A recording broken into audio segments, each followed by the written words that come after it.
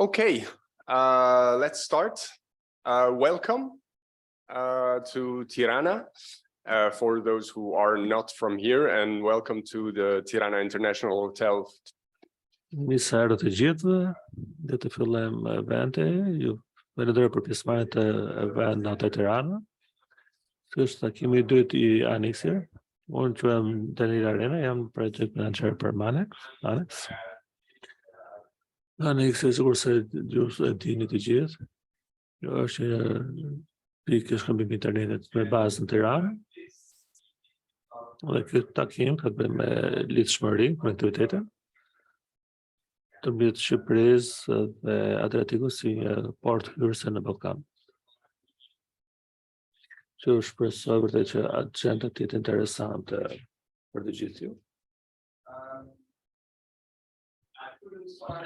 Nuk do ta filloja pa falendëruar të gjithë sponsorët tanë që në kanë lejuar të bëjmë këtë aktivitet sot. Janë Ripe, shoqëri internetit, Catchpoint e tjera. Xhelaj, Retena dhe Flex Optics. Ju falenderoj të gjithë sponsorët tanë. Këtu mund të shikoni në agenda që do të shikoni në emi do të fillojmë së shpejti. Kemi disa përgjegjësia për sa përket ANIX.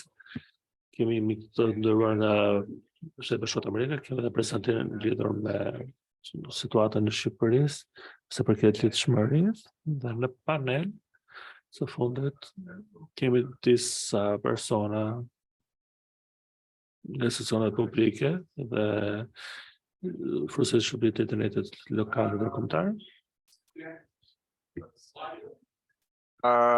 You can go to slido.com and you can use the hashtag ANIX 2022. There will be a couple of polls.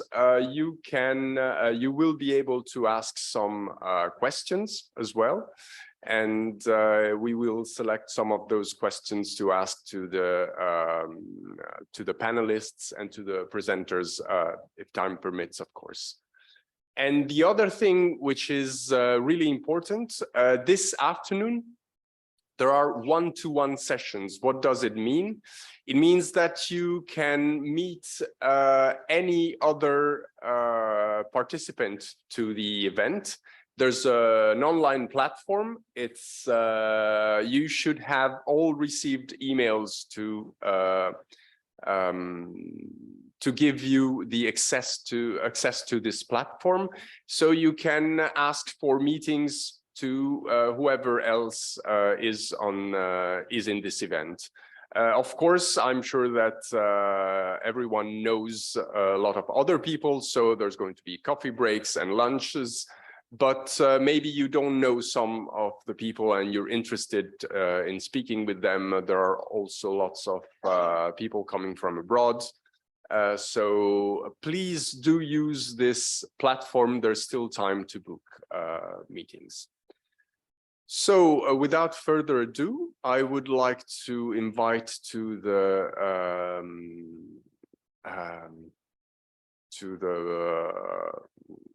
stage Mr. Maurizio Goretti, who's the CEO of NAMEX, and after that there will be Xhelaj, who is the director of RASH. Thank you very much, and welcome to everybody. I'm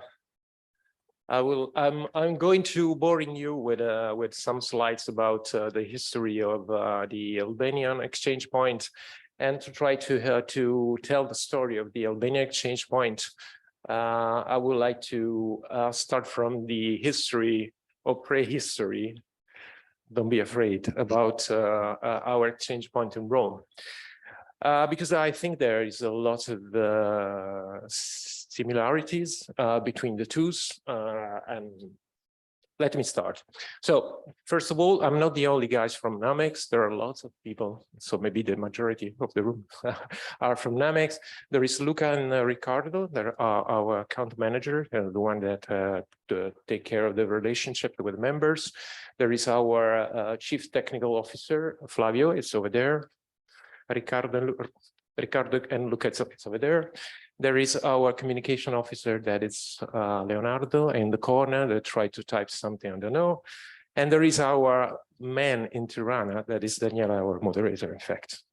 So I think there is a lot of similarity between the two projects. The history of NAMEX started in 1995 when 4 internet service providers gathered together in a university building and established an exchange point between them. It was just 4 of them.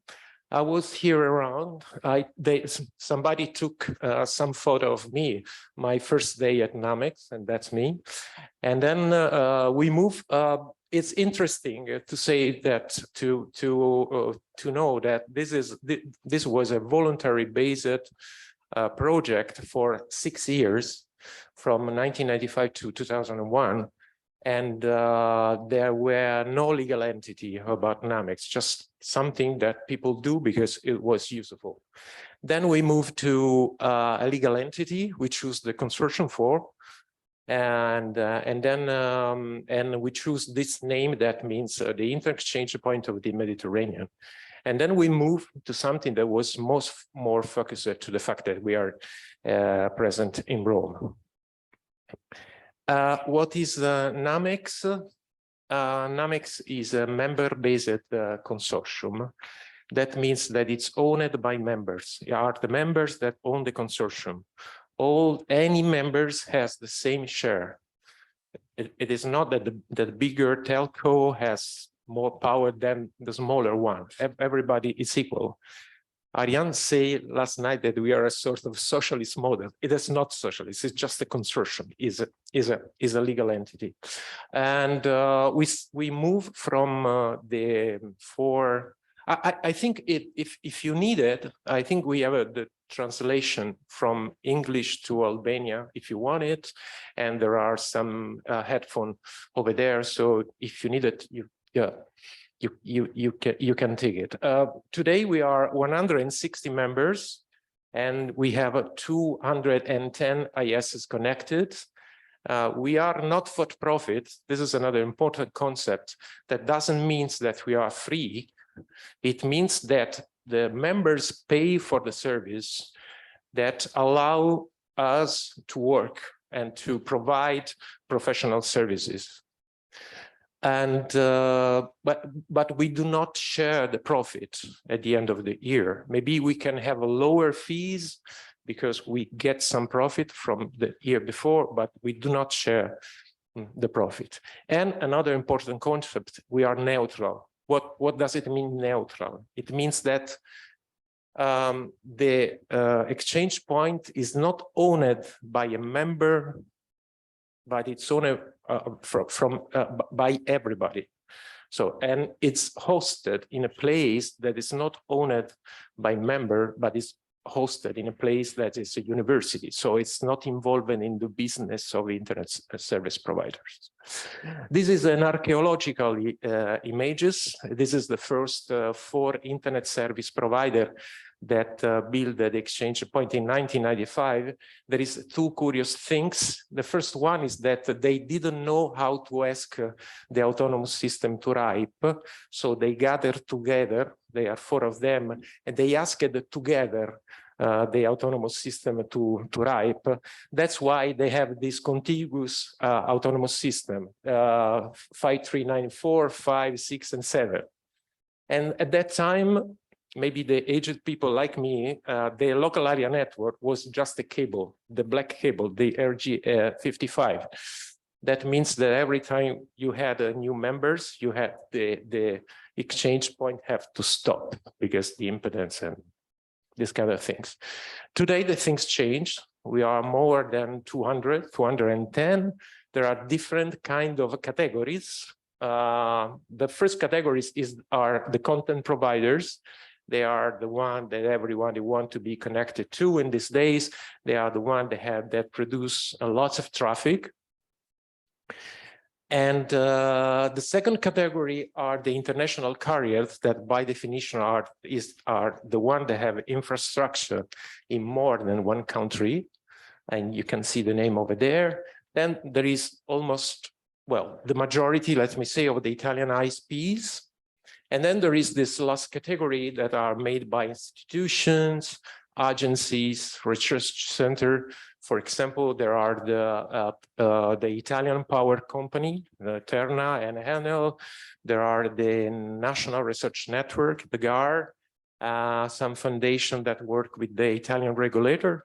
And we have this special member that is the Internet Office of the Holy See that allow us to say that ANIX is the holy, blessed exchange point in the world, because we have the Pope. Our traffic grew a lot, especially in the last years. We tripled the members in the last 4 years, let me say. Also, the revenue grows a lot. We are now roughly around €4.5 million. And even the traffic grows a lot in the last 4 years. This is the KPI, the thing that you have to look if you want to understand that if an exchange point is working well or not. Why we grew a lot? Because Rome became more and more important to interconnect the content provider and the local Italian provider, what we call the access provider. So the content providers needs to have a point of presence even in the south of Italy, because the contents have to be closer and closer to the end users.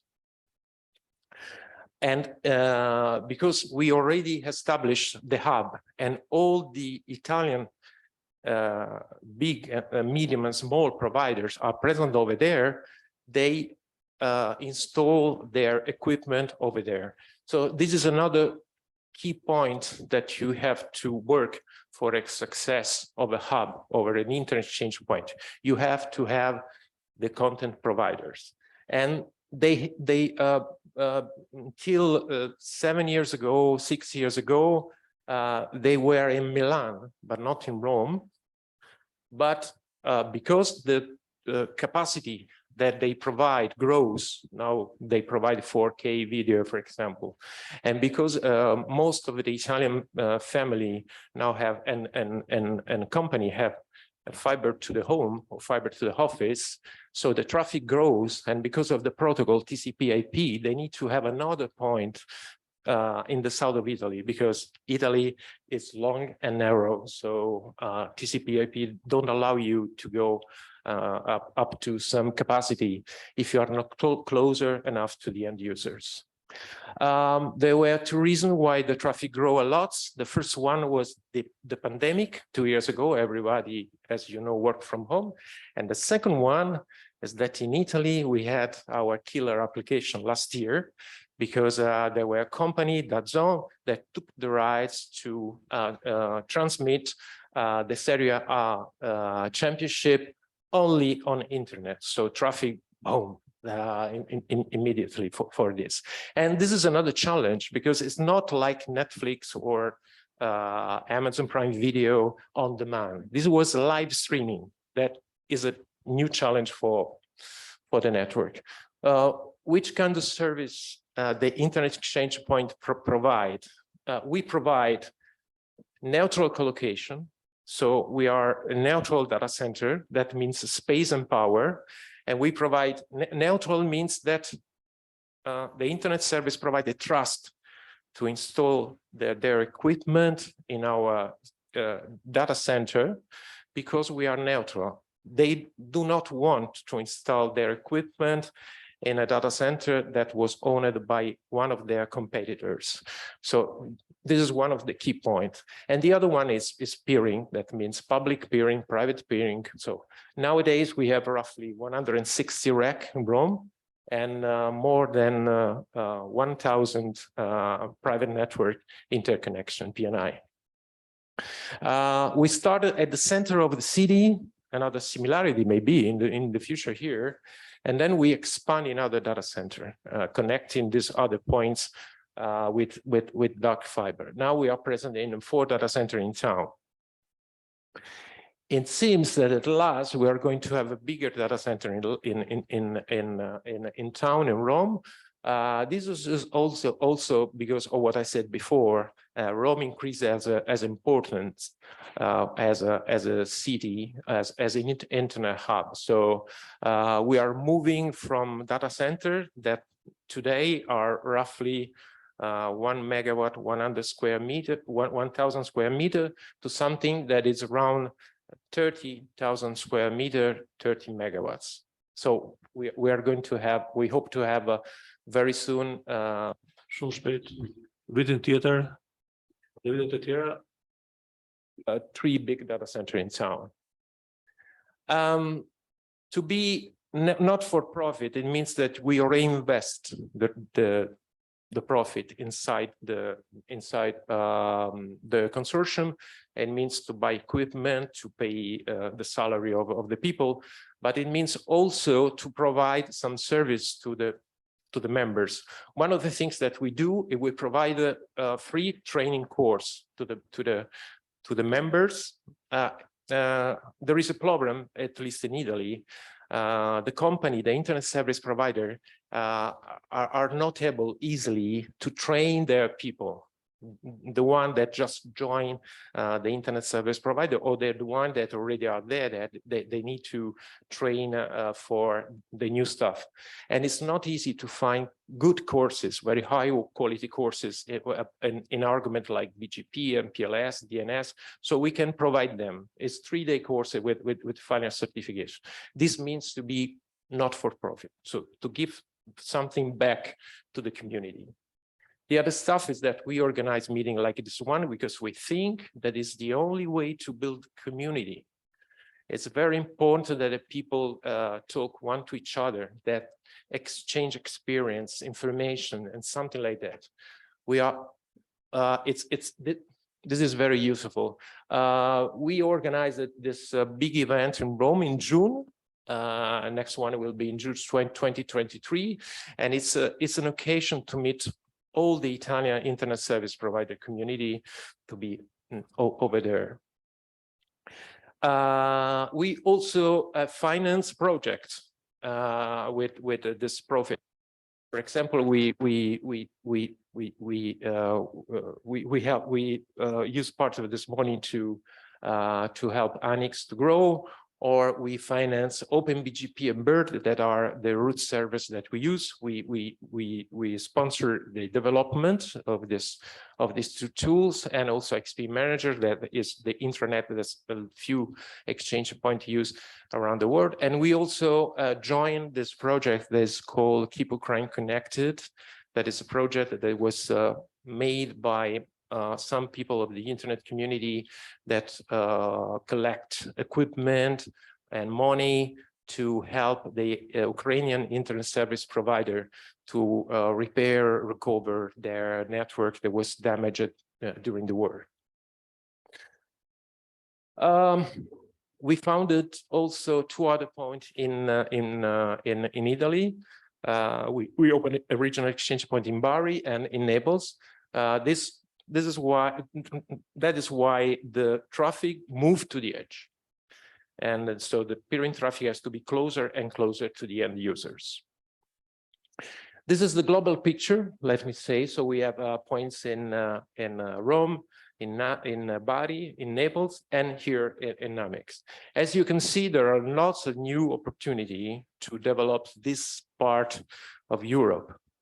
And we will see in the next presentation, but there are these new cables that give new opportunity to both Italy and Albania to develop more the business in these regions. Why we are here? Why we start all this stuff? All started in 2010. We started to work about Albania because we were involved in fund that the Italian government decided to provide to the Albanian government, and part of this money was given to create the Albania Research Network. This is where we came in. This is where we when I say we, I mean me and Daniele met for the first time Arjan Xhelaj. So that means more than 10 years ago. It's a long time. At that time, there were several initiatives to try to build the Albanian academic network, but nothing happens until then. Each university has its own connection to the internet, but Albania needs an academic network. So Arjan, with his team, with his strength, was able finally at last to establish the research network RUSH in 2012. And and another important milestone for the ANIX project was the fact that RUSH was able to have a new data center in Goretti at the center of the city. So from our side, that means that our goal, our mission was accomplished. But we are XP guys, so we start boring. Arjan say, why don't we try to establish an exchange point, a neutral exchange point over there? Before trying to do that, we tried to see how it was the Albanian interconnection between internet service provider. So when we did some tests, this is a slide from Daniele from an old presentation, where we saw, for example, that this is just one of images of this test that we did, to go from one OIS, one Albanian IS to another. That one was in Scutari and the other one was in Tirana, just 70 kilometers. You have to pass all over the Europe and come back, Athens, London, Amsterdam, Prague, and then come back to Tirana. That means more than 100 milliseconds. That's why there is a need of internet exchange point. We also realized that Albania was a very rich environment in terms of autonomous system. We collected at this time more than 50, and there were no neutral exchange points. There were exchange points that was founded and is still operational in 2001, but was managed by Alba Telecom, that is the incumbent. And this is not ideal if you want to develop an exchange point, because what I said before, it's good, they are professional, they are absolutely great. But the problem is that our opinion, it's not easy for a competitor to go and install data center to the data center of your direct competitor. So to try to have the exchange point, we started from the community. And so in November 2017, together with RUSH, we organized this event that we call ALNOF, Network Operator Forum. And we had more than 100 attendees, around 50 Albanian internet service provider and agency. And after 6 months, the first bit passed through. So we were able to have the exchange point and the first bit passed through. These images show you the latency between two ISs. One was RUSH and the other was ABCOM. Before the connection to the exchange point, the round trip time was 90 milliseconds. And then when they establish the peering in the exchange point, the round trip time, the latency drops down almost to zero. Then, because in Rome we have lots of connection, especially internationally, we were able to have the first content providers in the exchange point, and the traffic grows a lot. So it moved from 1 gig to 6 gig or something like that from one day to another. Because as I say, it's fundamental to have the caches of the internet a service of the internet of the content provider in the internet exchange point. This is what you are looking for as an internet service provider. You are looking for a good price, and you are looking for the contents. So the traffic continued to grow. We had at this time around 12, 13 autonomous systems that continue to grow, that to join ANIX. And, in February, after more than 1 year, we reached the 10 gigabit traffic. And then another important milestone, we will talk about this later, the first international transit providers joined ANIX. There were problems, I don't know if this problem is solved, but this is an important milestone. And Hurricane Electric joined. They bring in Albania, I think, the average European price for transit, and this is an opportunity. This means to be useful.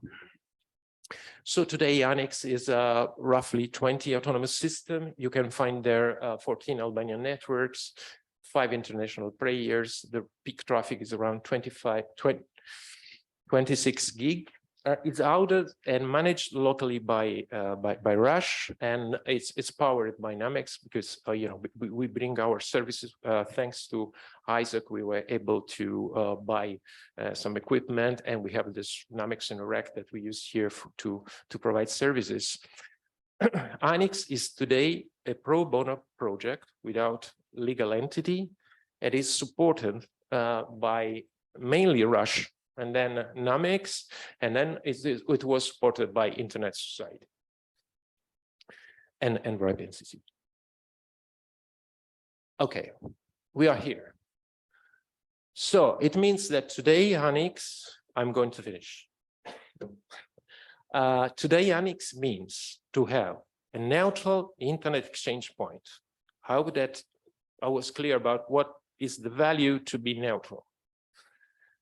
It is today an Albanian ISP hub. Is somebody from outside, an international player, want to find a place in Albania to interconnect the majority of Albania internet service provider, can connect to, can be in the ANIX data center and connect throughout the infrastructure.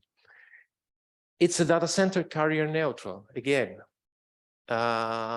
you don't want to go to install the equipment in a competitor data center owned by a competitor. So it's a safe place, especially for the international carrier, but even for the national one.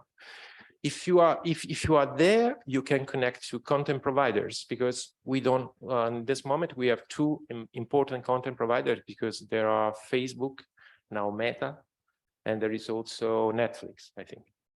And it's a place where you can have a sort of marketplace where you can buy services, sell services. It's an international, so you can find there international service providers. So in one word, ANIX today, in my opinion, is something useful, simply useful, and it has a promising future. For me, the most promising future, the most important one, is the opportunity of ANIX and Albania in general to become an important international internet hub. And this is because mainly these new submarine cable players, we will have a speech later about EXA and maybe even the one from telegeography. There is a new project as the Trans Adriatic Express by EXA or the Ionian by Xhelaj that I think will give to Albania an opportunity to make the market bigger. And there is also the already existing infrastructure, the one from Alba Telecom and Telecom Italia Sparkle, the Italy Albania one, and the old cable that goes from Italy to the border between Greece and Albania, that is the Italy-Greece one. But it's time for a new course. ANIX has become too important to keep on being a voluntary based and pro bono. it must be, so it must be, as it happens to ANIX lots of years ago, must be sustainable to be able to grow, because it is something that needs people that work in there, needs a 24-hour knock, needs a lot of things. So it needs to be sustainable in this one. So accordingly to Rush, we decided that something is going to change. After me, there will be Ariane that talk about that. So we decided, we proposed that ANIX will be managed by Rush, even for all the financial stuff and so on. And we powered Dynamics. We still continue to support ANIX and to provide our services, helping the Rush people to run the exchange points. And Dynamics will be also a reseller of the ANIX services.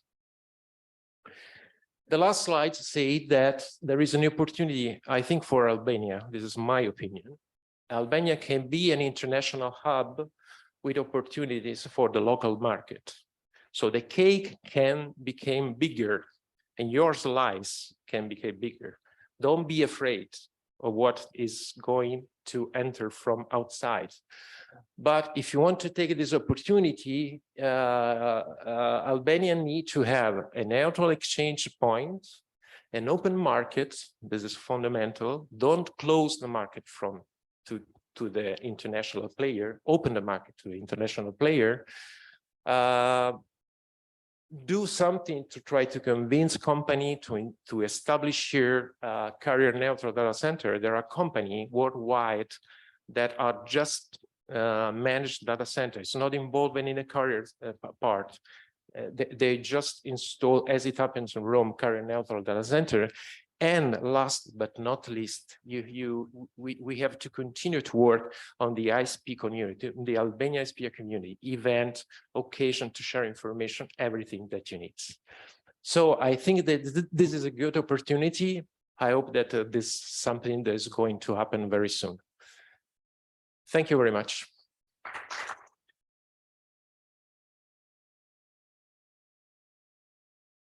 Okay, I would like also now dëshiroj të prezantoj tani drejtorin e rrjetit shqiptar të kërkimit, zotin Arjan Xhelaj, doktor Arjan Xhelaj.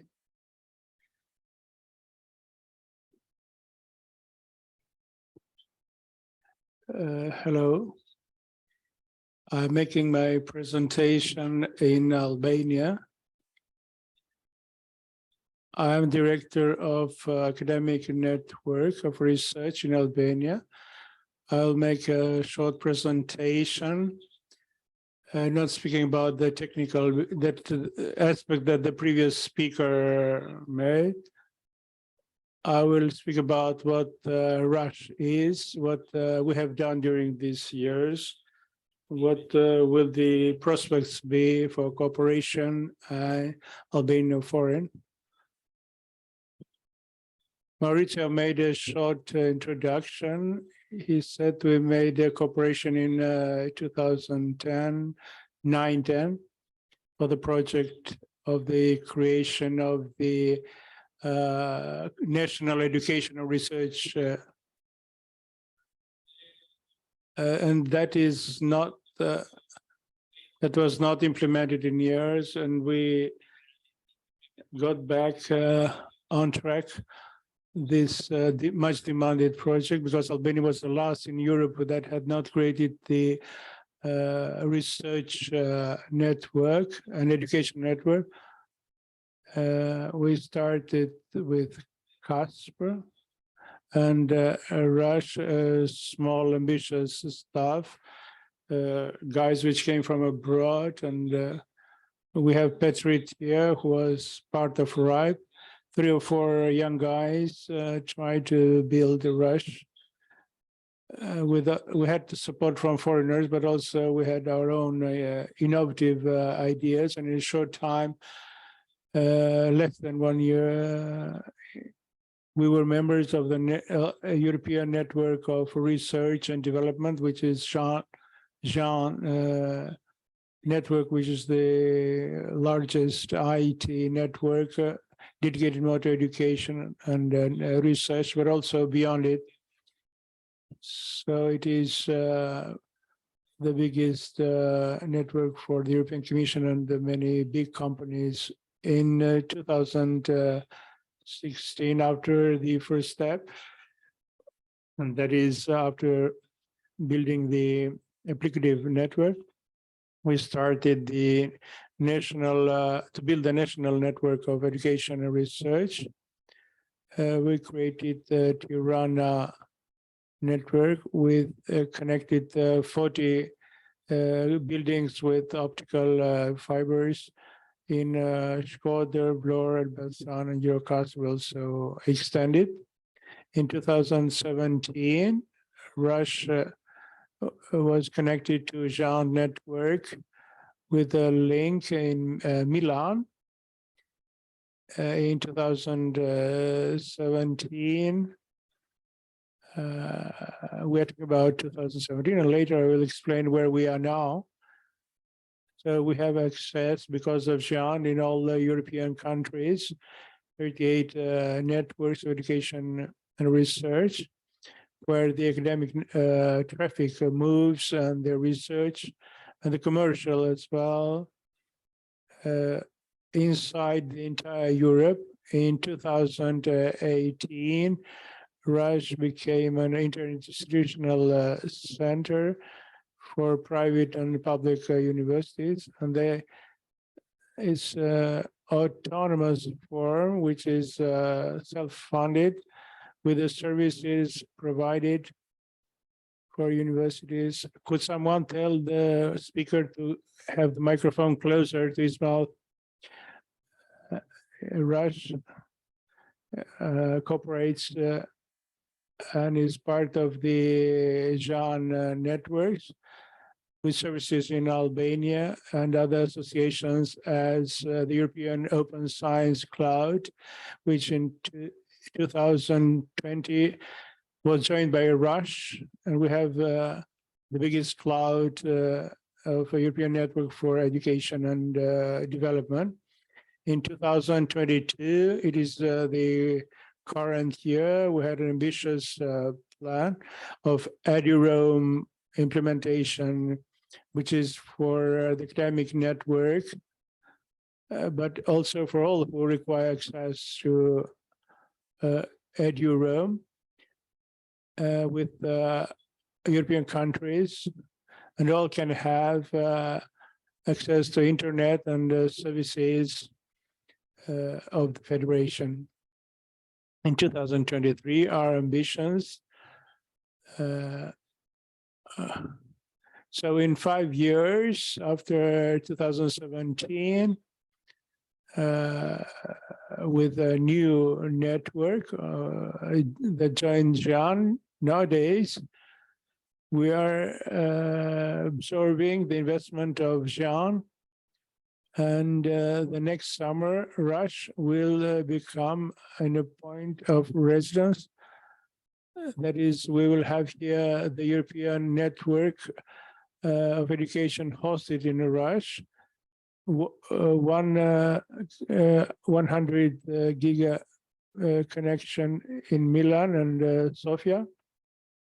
They are the parallel networks that and is a link, that is a ring, is made in Adria, Tirana, Bari, Sofia, Athens, and return to Italy. This is a great opportunity for the members of ANIX.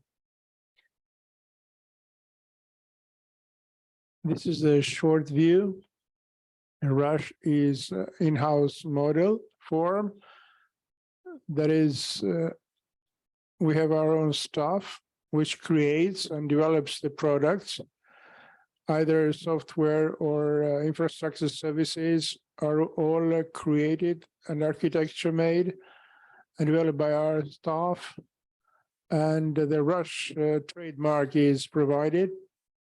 We have our own trademark and our products for public entities, universities, and say other institutions, private institutions which are not related to education.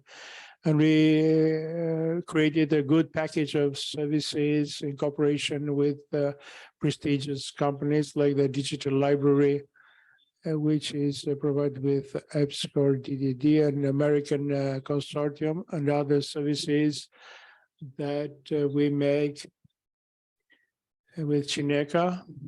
And in a short time, we passed them and we created our own products made in Albania, which have success and have been implemented in more than 90% of the universities.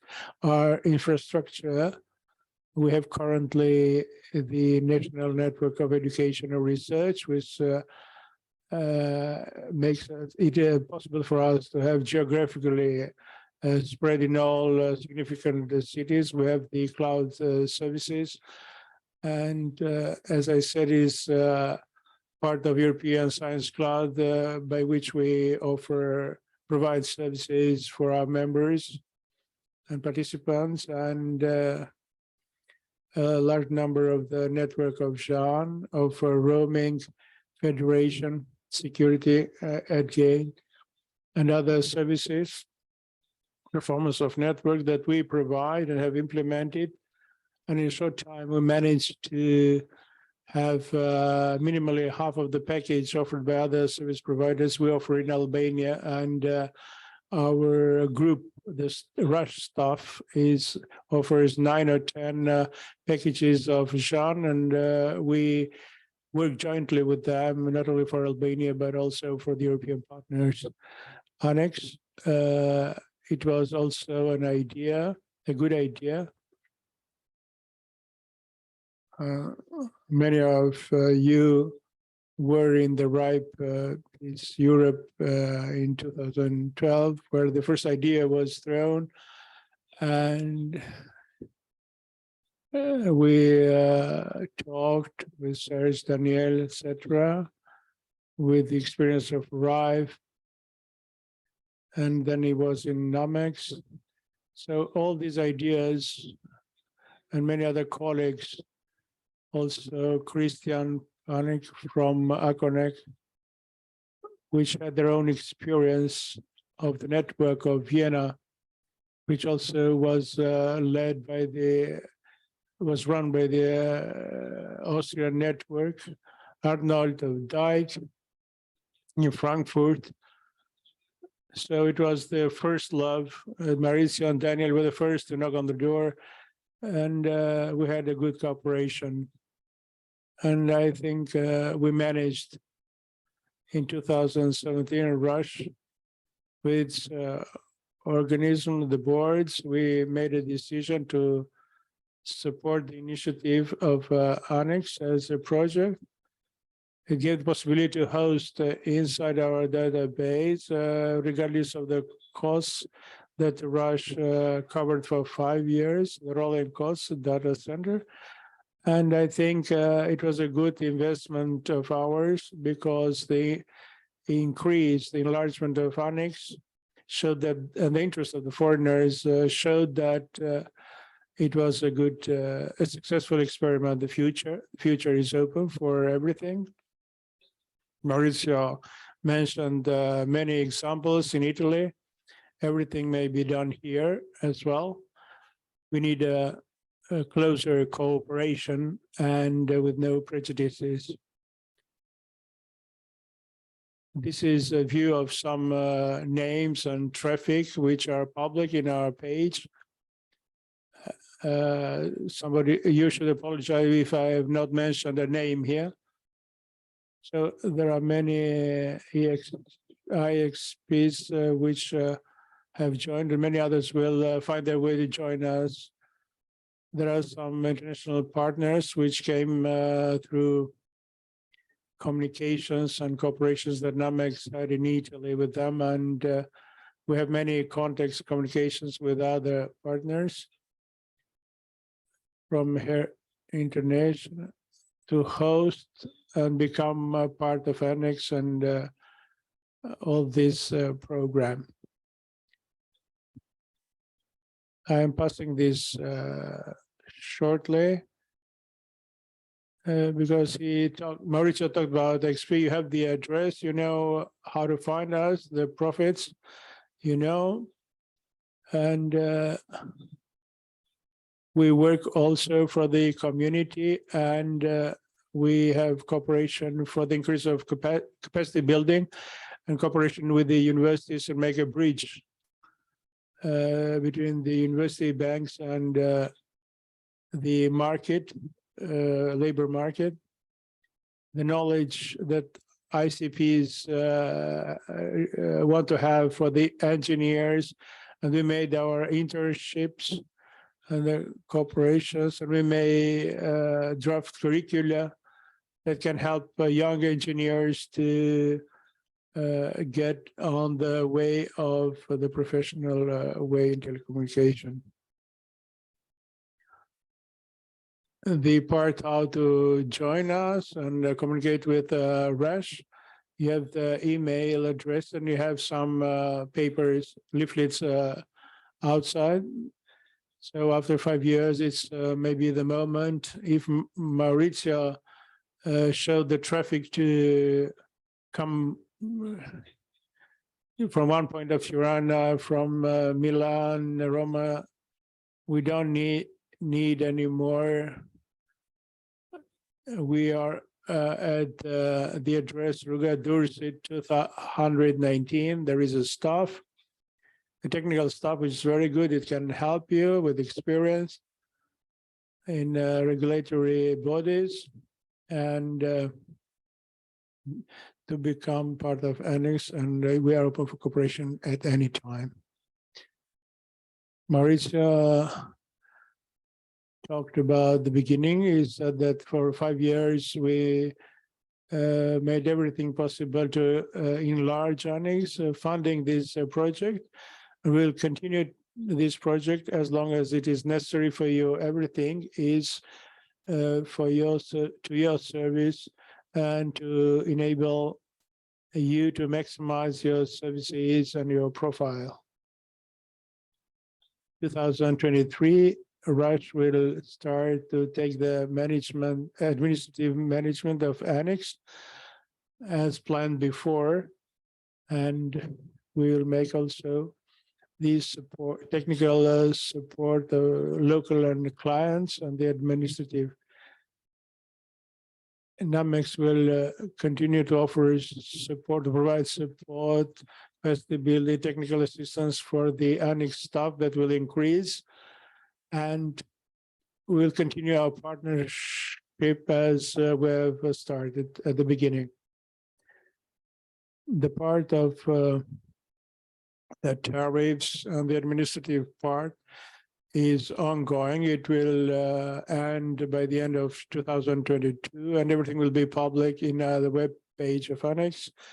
And then the contacts process will start, and the conclusion of the contracts with the entities which are interested to continue their presence in ANIX.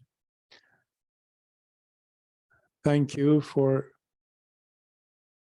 your presence here, and I'll be all the day here. If you have questions or contacts, meeting face to face, please contact me. Thank you.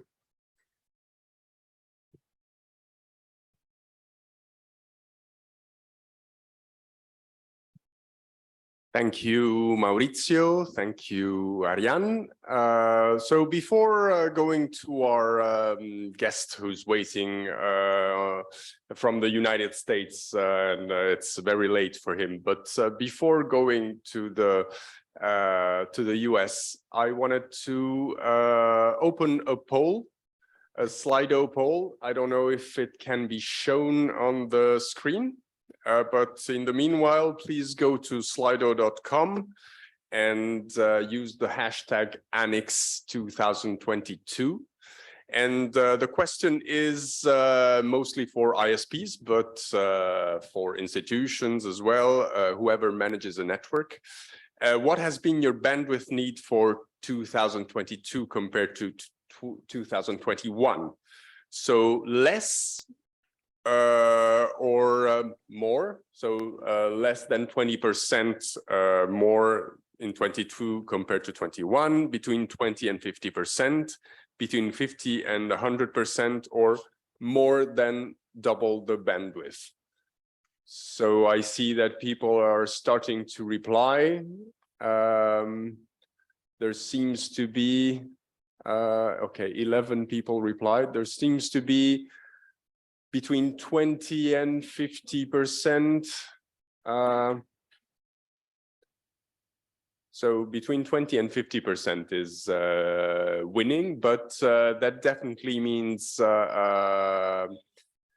half more bandwidth in 22 than in 21. That means that if you needed 10 gigs before, now you need 15 gigs, which is not too bad. No one is saying, as far as I see, less in 22 than in 21. So everyone needs more bandwidth. So I think that this is a point where we can start. I don't know if we can move to Zoom now. Thank you for answering the poll, and remember that there's also a Q&A. I can also read, there's one question that we received. What is the weight of importance in percentage for growth of an IX when comparing the presence of content providers with the one of transit international carriers? I'll take that. I don't think there's a big, there's a specific weight of importance, but you definitely need a balance of those. You definitely need content providers and international carriers for that. But Patrick Christian, principal analyst for telegeography, knows much more than me on that. And I thank you, Patrick, for being so patient. And we're a bit late, and it's very late where you are in California. So thank you for being with us, and I leave you the floor. So if you want to share your screen. Great. Yep. Go ahead. I will change it. First of all, good morning to everybody.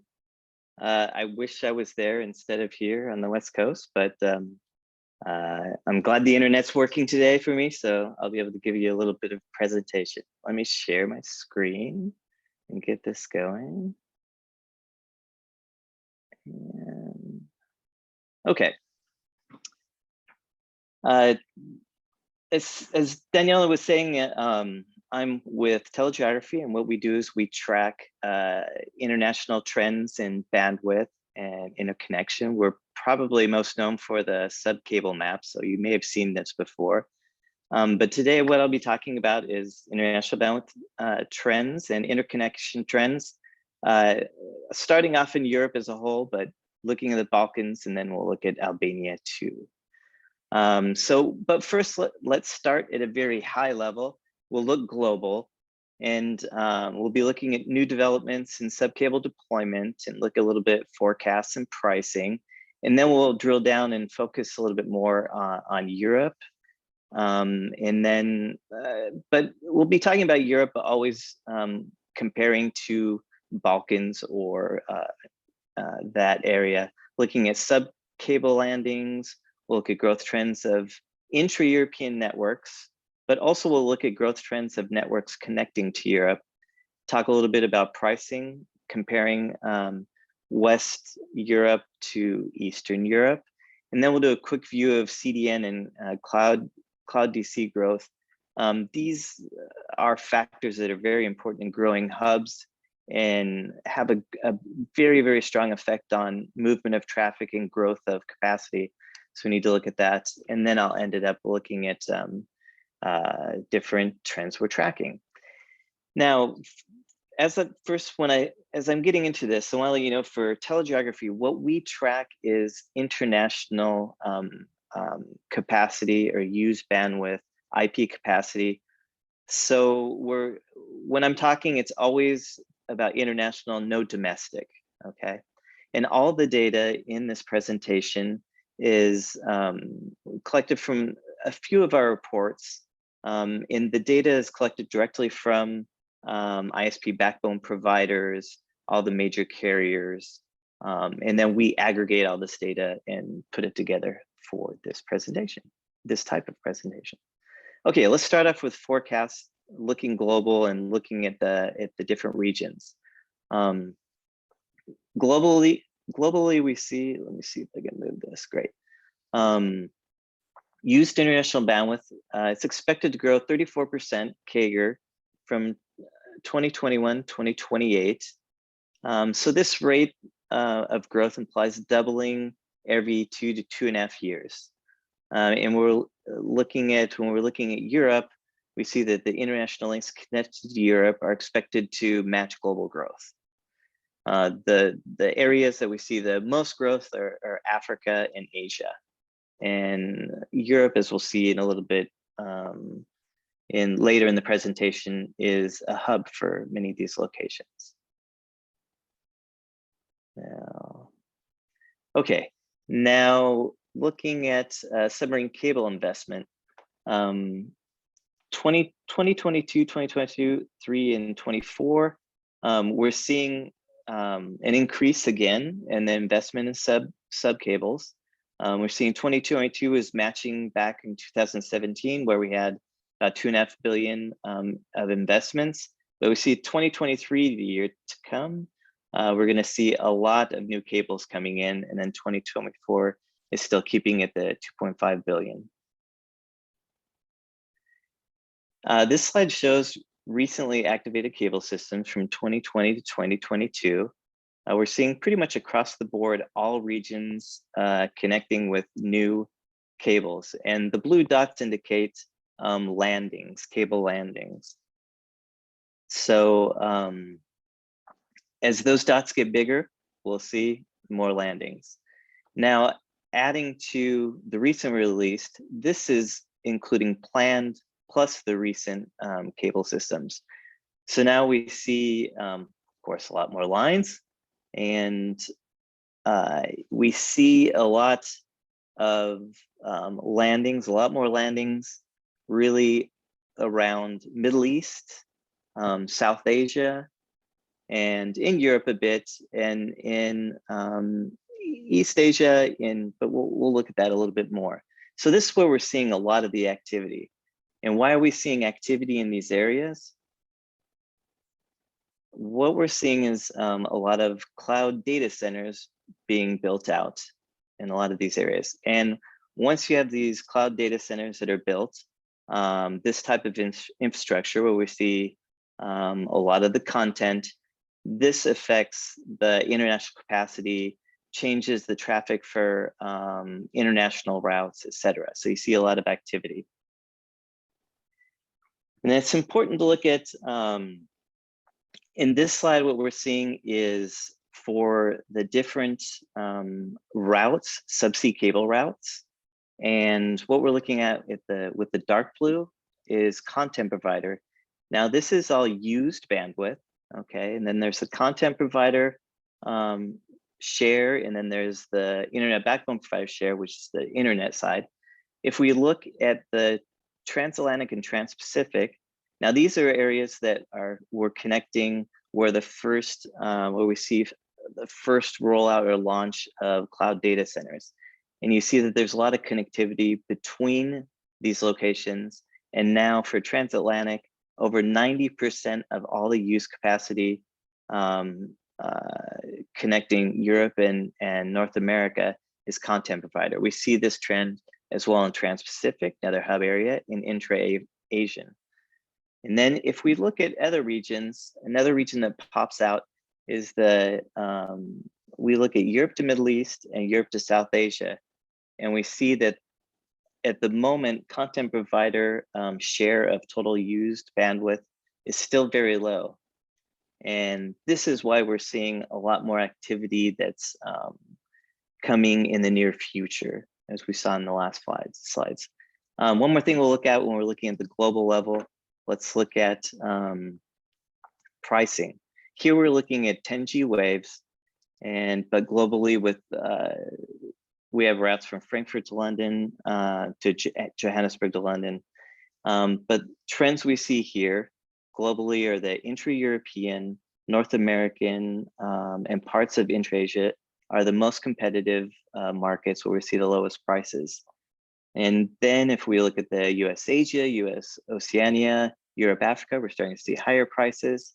But across the board in most regions, prices are dropping at about 10% a year, except for Europe, which is a little bit lower because it's more of a mature market, especially in the West. And now if we look at IPT, we see the same pattern. Of course, it goes along with the transport pricing. We see Europe and North America, the content sources, most competitive, we see the lowest prices. Latin America is dropping fast. We see it's the fastest dropping at about 30%. Africa and Australia prices are still high, but dropping. And Middle East and India prices are high, the highest, but we see very little movement on the dropping of prices.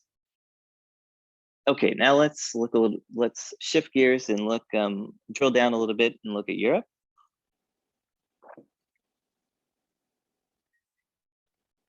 This slide shows the international capacity connected between regions. And we see in the slide that Europe is a major hub for many regions, especially Africa, Middle East, and Asia.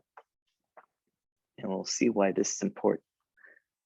In this slide, we see that the changes in sub-region share of capacity connected to Europe, we see that the top 3 regions connected to Europe are North Africa, Middle East, and Sub-Saharan Africa. And some trends there, we see that North Africa is actually increasing connectivity, but that's just because of the location, very close to Europe, easier connect to Europe to content rather than to the neighboring countries. But we see the Sub-Saharan Africa is actually dropping its dependency to Europe. But if we look at Middle East, and we're going to be looking a little bit more at Middle East and South Asia, because this will have, we'll see the effects of Balkan and connectivity, et cetera, with Middle East and South Asia. But we see that Middle East is actually holding steady or increasing its international connectivity to Europe, where South Asia is holding pretty steady, about 40 to 50%. Now, looking at planned subcable landings, we see in Europe in the next few years, we'll see 5 major cable systems come online to Africa, India, Europe Express, Blue, CME-6, and Medusa. Then we see another 10 or more smaller point-to-point or just 2 or 3 point cable landings. And we'll look a little bit more in the Balkan area for this. And then we see concentrations, if we look at the blue circles, see concentrations in France and the UK, but there are a lot spread out along Greece and Italy as well. Let's focus in on this a little bit. Now, these are recent plans. So cables for Southeast Europe, really looking at kind of Balkan area and Italy. We see cables landing, a lot more cables landing in Crete or Greece in the near future. And then we see the connecting of Crete to the mainland, a couple of systems. And then we see connecting of Greece to Italy. Let's look a little bit closer. In the next couple of years, we'll see 2 Africa, Blue, Medusa, and IEX all landing in Crete. So a big number of subcables landing there. And then we see that Crete will see some activity of connecting cable systems going in from Crete to the mainland. Manoa East and West that's already been launched, already active, and Apollo East and West that's coming online in 2024. And then we see, Maurizio already talked about this a little bit, the couple of cables coming online to connect Greece and in Italy and Albania. There's the Ionian that's Q4 right now, so should be launching soon or in early 2023. And the Trans Adriatic Express landing in Albania. Albania should be up there too. Okay, and now let's shift and look at all of Europe. Now, what this slide is showing is total international capacity, IP capacity or IP bandwidth by country, by European country. And this shows back to 2018 up to 2022. Now, first of all, we know that the major flap countries, the Frankfurt, London, Amsterdam, Paris, of course, those are maybe the highest. So those are kind of, yeah, great, but kind of boring for what we're doing. Let's drill down a little bit more and go to the next tier. We'll see the main secondary growing hubs, or main secondary hubs and growing hubs. We see this, the secondary hubs, we see Sweden. This is more up in the north, of course, and Russia in the east. We see Italy and Spain and Austria. So here we're starting to see, yes, there is a little bit to the north, but we're seeing a lot of activity, a lot of international capacity growth in the south, Italy, Spain, and moving towards the east in Austria. And then if we go down to the next group and look at the figure on the right, we see that here's where we start tapping into. We see countries in the Balkans area that are really starting to grow. See Bulgaria, Hungary just north of that, and then we see Romania up here and there.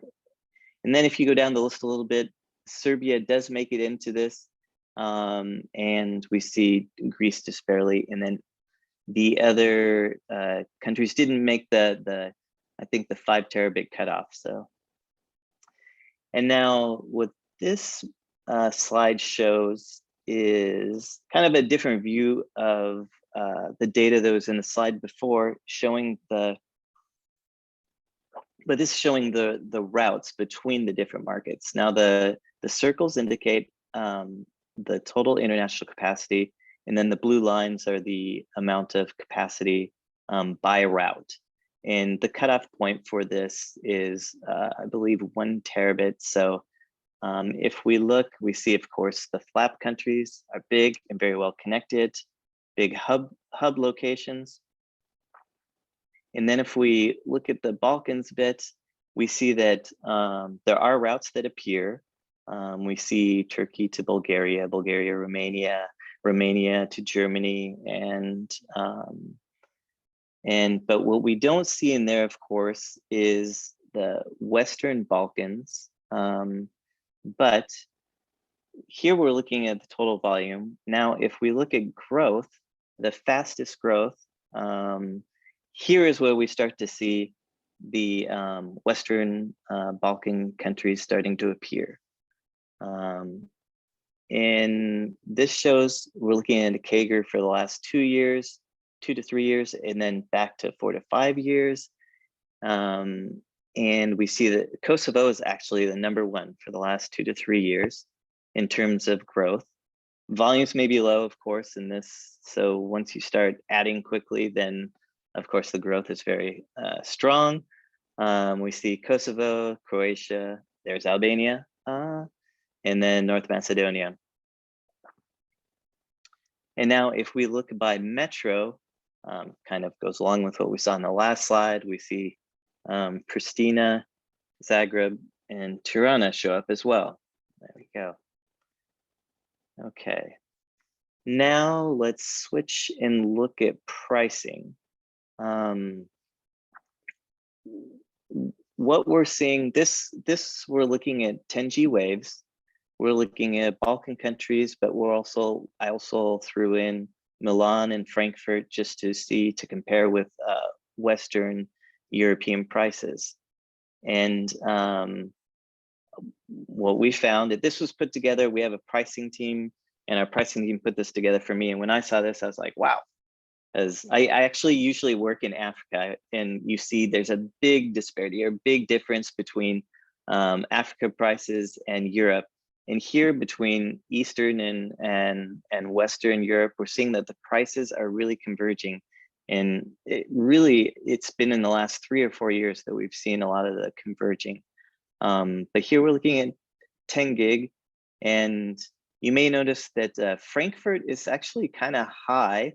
And I'll talk about this. This is kind of appears because of the methodology and how we collect the data, and I'll talk a little bit about this. But also 10G in Western Europe is not as competitive anymore as the 100G. So we're seeing 100G prices dropping a lot faster than 10G in the West.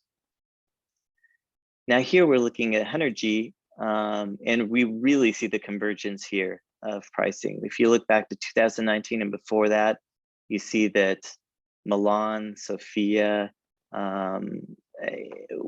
you know, the prices were very, very different, where we're seeing it all converge around 10 to 12 cents right now.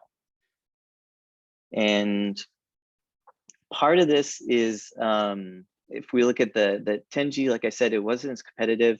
100G is much more competitive, so we'll see the lower prices.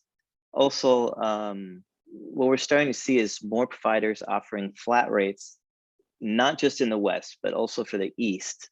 So this is helping to compress pricing so that we're seeing the same pricing all over. And now Frankfurt may look a little bit high in these because we're looking at the weighted median prices. So let me go to the next slide and show you this. So Frankfurt, the more quotes we get, and let's see, I also want to explain it that in locations like Frankfurt, where you have a lot of global players that may not have networks all over Europe, it may be a global player, but they still offer bandwidth or 10 gig or transit in Frankfurt. Now, since they don't specialize in that area, their prices will be a little bit higher than the regional players or the local players. So what this does is it kind of skews the pricing, the weighted medium, up a little higher than it would be for the local players that offer more competitive prices. But if we look at this in this figure, you see that the weighted median, the bluish gray, shows the range of prices from 60 cents, you know, down to 20 cents, and then or 10 cents, and then you see the weighted medium is on the lower part, meaning the low is much lower. Now the lows in Frankfurt will probably be lower or are lower than a lot of the pricing, for example, in the Balkans and in the East. But the weighted medium is about the same and a little bit higher when you throw in the globals. Okay, now let's go to, let's see, another slide on transit prices. Transit prices follow transport prices. This is looking at IPT. Prices in mature markets, Frankfurt dropping at a slower rate. This kind of just gives a different view, another view. If we look at Frankfurt, more of a mature market, prices have already dropped pretty low. We're not seeing a lot of movement in pricing, but the lows tend to be lower than in Eastern Europe and Balkans. But then if we look at the other side of the figure, we look at Belgrade, Zagreb, and Bucharest, Sofia, we see that there's a ton of decline, a big drop in pricing as it's kind of catching up. It depends on who you're talking to, if it's good or bad, but catching up as in dropping down to Frankfurt levels of pricing. So we're seeing a lot of movement in international pricing. Okay, now let me shift to, yeah, sure. You hear me? Was this 10 gig or 100 gig? Because oh, sorry, that was 100 gig. Yeah, yeah. It should be, because the legend just says 10 gig. The title says 100. Yeah. Sorry. Oh, so it's 100. Now I have a question. It should be. I believe that maybe that is 10 gig. Actually, it is 10 gig because the pricing is a little bit high. So sorry about that. No worries. Just to clarify. To clarify. Okay. Now let's shift back to, or let's look at infrastructure a little bit more, because this is very important when we're looking at, like you said before, the content is really driving the capacity and capacity growth, IP capacity growth. So in areas where we're looking at hubs and growing hubs, we see a definite trend or evolution from where we see IXs go in. Well, first you have the data centers, the carrier neutral data centers, and the IXs that are in the carrier neutral data centers. And then you'll see CDNs start to appear that have the content. And then, so it goes from caches to POPs to data centers, if we're looking at like content providers. So a good way to get a view on the direction or where we're going to be seeing growth or increasing growth, it's good to look at the infrastructure.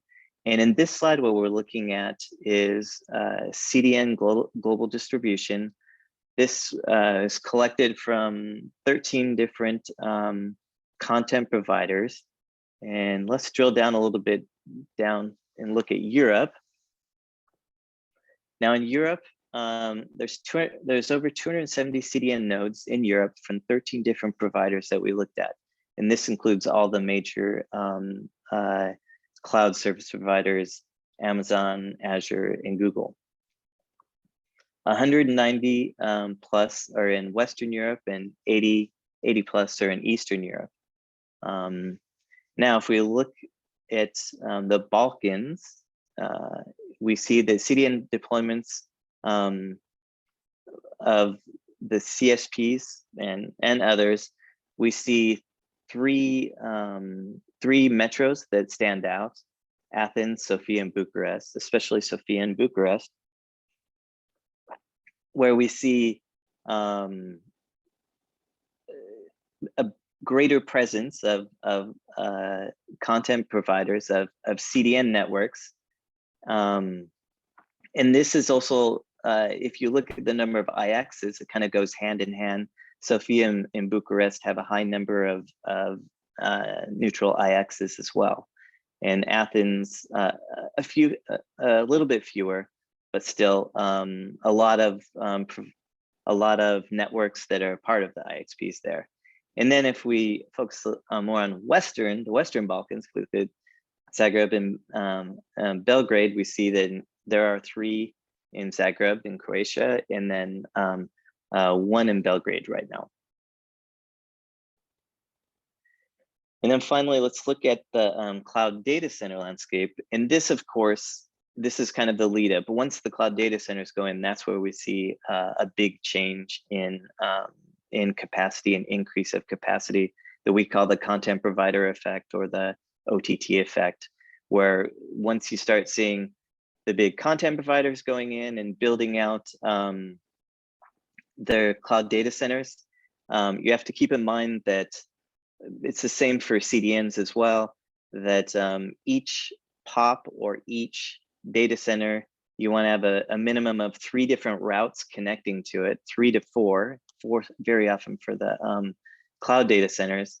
So you'll see a lot more capacity growth by the content providers, say the Google, Azure, AWS, and connecting those data centers. And the data centers are all connected to each other as well.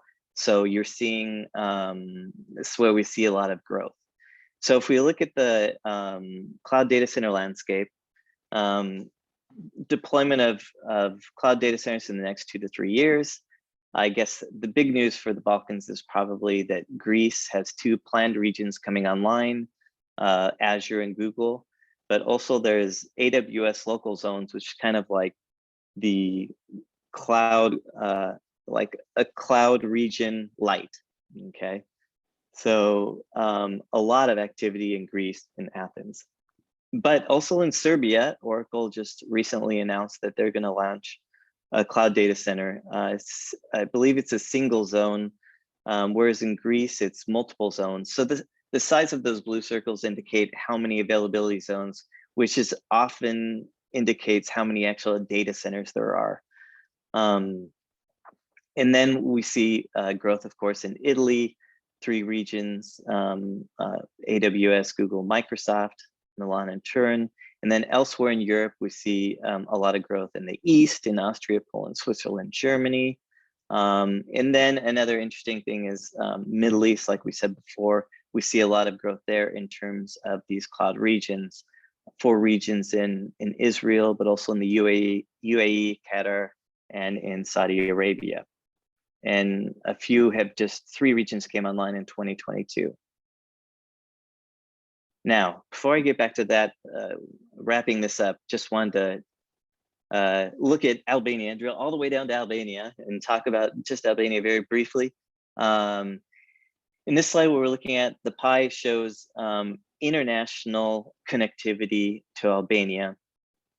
And we see that most of the connectivity for international connectivity is to Greece and Italy, over half. And then the next tier is Serbia and Bulgaria. We see the next third of international capacity going there.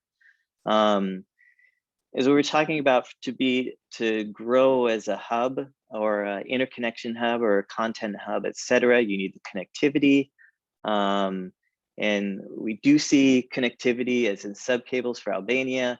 Maurizio already stole thunder on this and talked about this, but there are 2 existing cables, but they're over 20 years old. But we have the new Trans Adriatic Express that's coming online soon, which will be in the next presentation after coffee.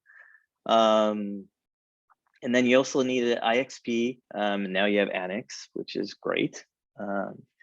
Content providers, as Maurizio was saying, there's at least 2. We have Meta and Netflix.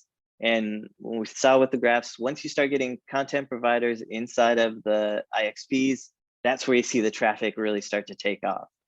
So once you see, and you'll see like AWS, Azure, Google all moving in, you'll probably be coming to Albania soon, we'll see. But also looking at end user demand, see for mobile, over 100%, that's very good. About 75% of all mobile subscribers are 4G, which is great. And then I guess the big story is the fixed broadband, which has been growing very fast, especially in 2000, I believe 18 through 20.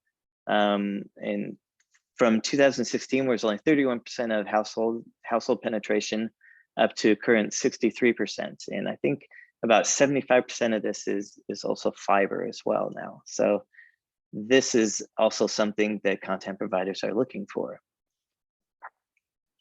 Okay, now this will finish it up, kind of wrap it all up. Trends we're tracking, and just going back through what we just talked about. Within Europe, we see this increased growth of capacity and interconnectivity. As we see, the really driving this is a lot of the cloud data center and cloud and content provider network deployment. We see a lot of activity in the South, Spain and Italy increasing cloud DCs. And then we see in the East, pushing to the East, a lot of activity in Austria, Poland, Bulgaria, and Hungary. But if we look at the Balkans, now you can look at the Balkans as for routes, as like Albania as a gateway to different, maybe up kind of, well, I'll talk about that in a second, but it's kind of a route area that's content hub, but also capacity going through and up to other regions. But we'll start in the East. We see increased international growth for the past several years in Bulgaria and Romania. This is kind of more on the east side. We saw this is more the gateway to Turkey, a lot of capacity going to Turkey, from Turkey to the flap countries, Germany. And we see this kind of the route goes up through Bulgaria, Romania, Hungary to Austria, etc., going in. And we really see that Sofia and Bucharest, they've really developed not only connecting to each other, but as regional interconnection hubs. You see that all the major content providers are there, and just you see the international capacity growing very fast there, really becoming regional hubs. Now, if we look from the south, we see all these new data centers coming in Greece, and not only Greece, but we see all the capacity or all the traffic, etc., capacity from the Middle East and from South Asia, from India, etc., all connecting in through the Med, usually going up through Europe. But now, if you see, we have all these landings in Greece now. So maybe we'll see as Greece starts to develop, and even as these cables are landing there, and either Greece is a hub or Greece is kind of the path through, you see that it's maybe a more efficient route coming from the Middle East and Asia to go straight up into Eastern Europe, or maybe take a terrestrial route up through to the flap countries to the west. And that maybe the west, and this I'm pushing for the west here, but pushing through, it's a more direct line, maybe more lower latency, more efficient than going back towards Bulgaria and around that way. I don't know, we'll see. And then also passing through maybe Albania on the new subcables, passing over to Italy, and that's another route. So we'll see what's going to happen over the next few years, but there's a lot of activity, and I think it's a super interesting region right now. And that's all I have for you. But if you have questions for me, well, we can ask right here a few, but otherwise you can contact me directly if we don't answer your questions here today. Thank you very much, Patrick. And first of all, round of applause. Is there anyone in the room who has any questions for Patrick? We do have a microphone. Don't be shy. Okay, I saw that you didn't put on prices specifically for Albania. Maybe you don't have such granular data? Yes. Transit and transport? Yeah, now of course, we can't publish any pricing unless we have a minimum number of quotes. And although Albania is very competitive, I think, within the country, internationally, we just don't have enough quotes for me to publish, or I shouldn't say me, but the pricing team. So there are some, it makes sense if you think that the more quotes we get are from the more competitive markets. So now we have a lot of quotes from Sofia, from Bucharest, etc. But we don't have a ton of quotes. And we do have, for the West, we do have, we're getting more and more quotes from Zagreb and Belgrade, but we don't have like a lot of quotes from Kosovo, North Macedonia, etc. So it's just a question of number of quotes that we get and what we can publish.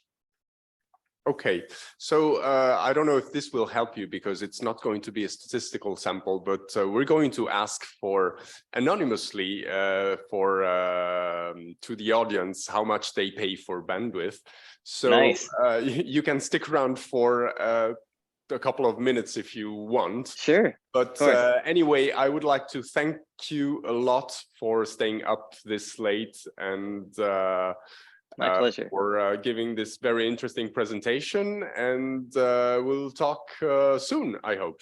And we will. Another round of applause for Patrick for being there with us. Okay, thank you. Thank you very much. I don't know if you can show the Slido polls. Okay, so please go to the Slido website. So maybe Patrick can see how much you pay for bandwidth here. We only have 6 respondents now. So we have put, of course, this is not perfect because we know that depending on whether you need 1 gig or 10 gigs or 100 gigs, of course, the price is different. But we'd like to at least have a feeling of what the situation is here.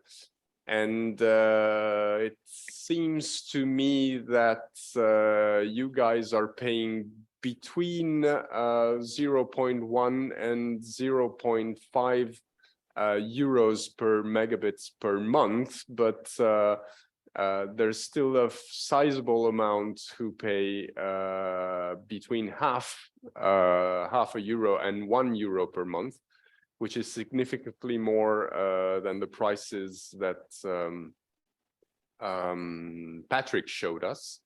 Not a lot of people pay less, so a quarter pay less than 10 cents per megabit. So let's just please vote, vote.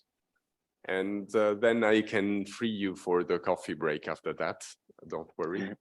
Okay, so we've reached 30. Please continue. If you vote, you will see the results on Slido. And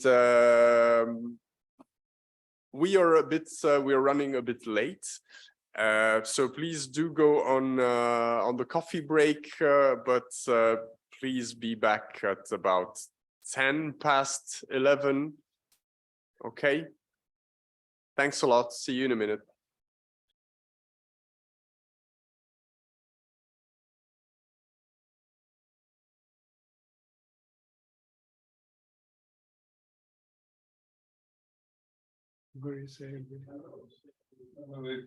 Це Erdő Szerződés, kalendarajai ediktumasznak. Кам'я i prezentים ספונסרטום. שכל תקייס לבדיקה קרטולינה שום construct for separate kit just ensure on the marinette with the solid the going to cartolina. Xhelaj the presentation plate subjects. The short ANIX Meeting Coladas. I demand ANIX for Trans Adriatic Express. But there are ANIX analysis presentor so as it can be moved to present on planet on the sort of or the cylinder. Have a segregate ship race. The only payment so there's war. The short that I present here. We have new present trash exit. There was from my Xhelaj company area from the sugar beet amount. A part of the song that I invested in the burn Chubata extra. That's a full focus on the investment.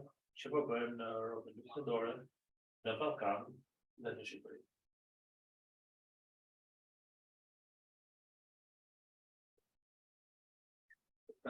People can check.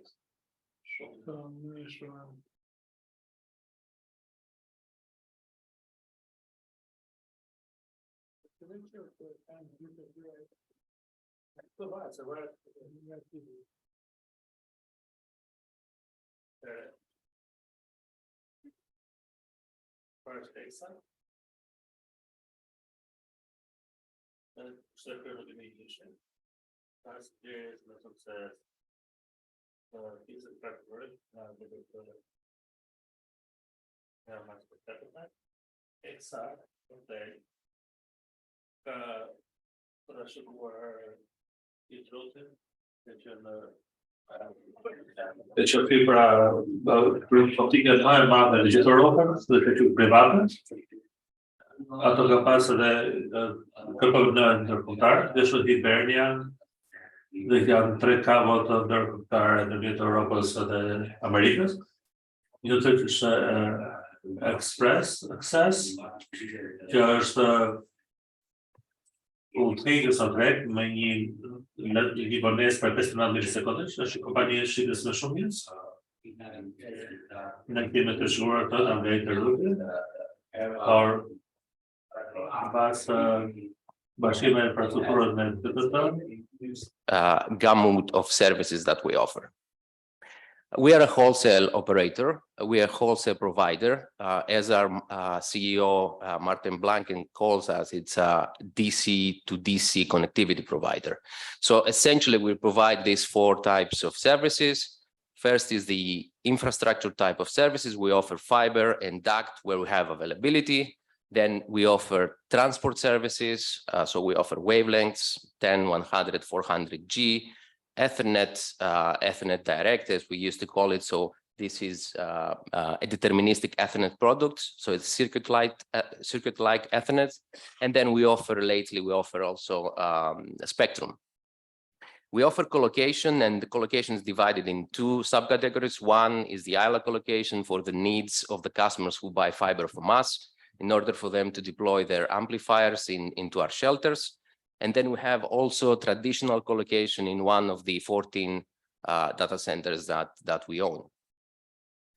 Finally, we have the technical services. And here I will use the example of Italy, where we offer support to these initiatives who want to land submarine cables. And Italy is a perfect example. If I think of Mazara del Vallo or in Bari, we do have CLSs there, and it was like 2-3 weeks ago that we announced that in Mazara del Vallo, we're going to do a consolidation of the CLS there. So we're going to build a new CLS in order to accommodate the future needs of the submarine cables that aspire to land in Sicily. We also offer, finally, first-line maintenance for the customers who would like to have such kind of service. Now, this is the network of EXA. You can see in orange. It is the network that we have inherited from Interroute, from Hibernia and KPN. And you can also see in blue color is what we're doing now. So it has been like almost a year after the creation of the company. And the blue color indicates committed investments. So these are projects which have already approved from the committee of EXA, and we are implementing this project. So you can see a lot of blue in South Europe, and also a lot of blue in Southeast Europe. And I'm going to focus on that from now on in that presentation, because as you can see, we're doing a lot of things, a lot of interesting things. But before I go to that part of the presentation, just I want to give you let's say, the business plan, the idea for the future of EXA. It's quite simple. We want to expand the network to south, north, east, and west, right? So we want to expand the footprint, and we have access to capital. I2 is helping us a lot with that. And the plan is to spend more than 500 million in the next 5 years. So since the creation of EXA, I can say we spent already, this is allocated CapEx, more than 170 million in the investments that have been already approved. Okay, now let's focus to that part of the presentation, which I think is much more interesting for you all. Okay, so what are we doing here? You can see the orange. We didn't have presence in Greece. We didn't have presence in Albania. So we're trying to sort of fix that, to expand the network, to connect it to the backbone network we have in Italy, to the backbone network we have in Sofia, and to create this very interesting ring. So if I put it in chronological order, the first investment was the investment in the Ionian cable, where we have purchased one fiber between Crotone and Preveza in Greece. And from Preveza, we are also purchasing now dark fibers to extend that reach to the main hubs of the country. So we're going to be in Athens, and we're going to be in Thessaloniki, where we are going to establish new points of presence there. Let me just for a moment speak about the North Balkans investment, the one that you see on the top. So essentially what we're doing here is that we connect Belgrade to Milan, we connect Belgrade to Italy, So we're buying one fiber pair again there, and we deploy our DWDM network. So that route is an interesting route, and we already see some very positive feedback from the market because it offers a terrestrial alternative for someone from Sofia who wants to go to Milan, or from Istanbul, or from Greece or Albania. Now, let's discuss about the gem, let's say, of the investments that we do now, the Trans Adriatic Express. So the Trans Adriatic Express is the joint venture, is a result of the joint venture between EXA and TAP. I guess many of you know TAP, that crosses Albania from east to west, west to east. TAP is the consortium of gas companies that have constructed these very important projects that for the European part starts from the Greek-Turkish border and it ends in the south of Italy in Melendugno. It crosses Albania, and there is a point in Fier where you can see where we, let's say, spare out of the main backbone, and we head to Tirana. So this is the result, the blue one, the blue, the network. It's a network of 4,500 kilometers of network perimeter. So each company, EXA and TAP, contributes with certain type of assets. So TAP in this case, because they were very smart, when they dug to build the gas pipeline, they had this idea that, you know what, I do all this effort now to put the gas pipeline, why not put a fiber optic cable? And they didn't put one, they put two fiber optic cables. So if you think the gas line as a circle, you can find one in hours 10, another one in hours 2. So you have almost a horizontal separation of 1 meter, right? So TAP, they were looking for a commercial partner in order to commercialize these fibers, and they found EXA. And together with TAP, we as EXA, we have created this joint venture. So what we're doing now is we are implementing this network. I mean, as I spoke, the fibers are already there. They're in the ground. What we have been doing for the last 2-3 months is deploy the telecom shelters for the equipment, for the amplifiers. We are also building the part from Melendugno to Bari. It's brand new. And from Bari going to Milan and to Marseille is the existing network of EXA. So it is a very, let's say, complementary marriage, if I may call it, of putting assets that, you know, create this unique route. The TAE, the Trans Adriatic Express, is an implementation at the moment. We expect to have it in RFS somewhere early in Q2 2023.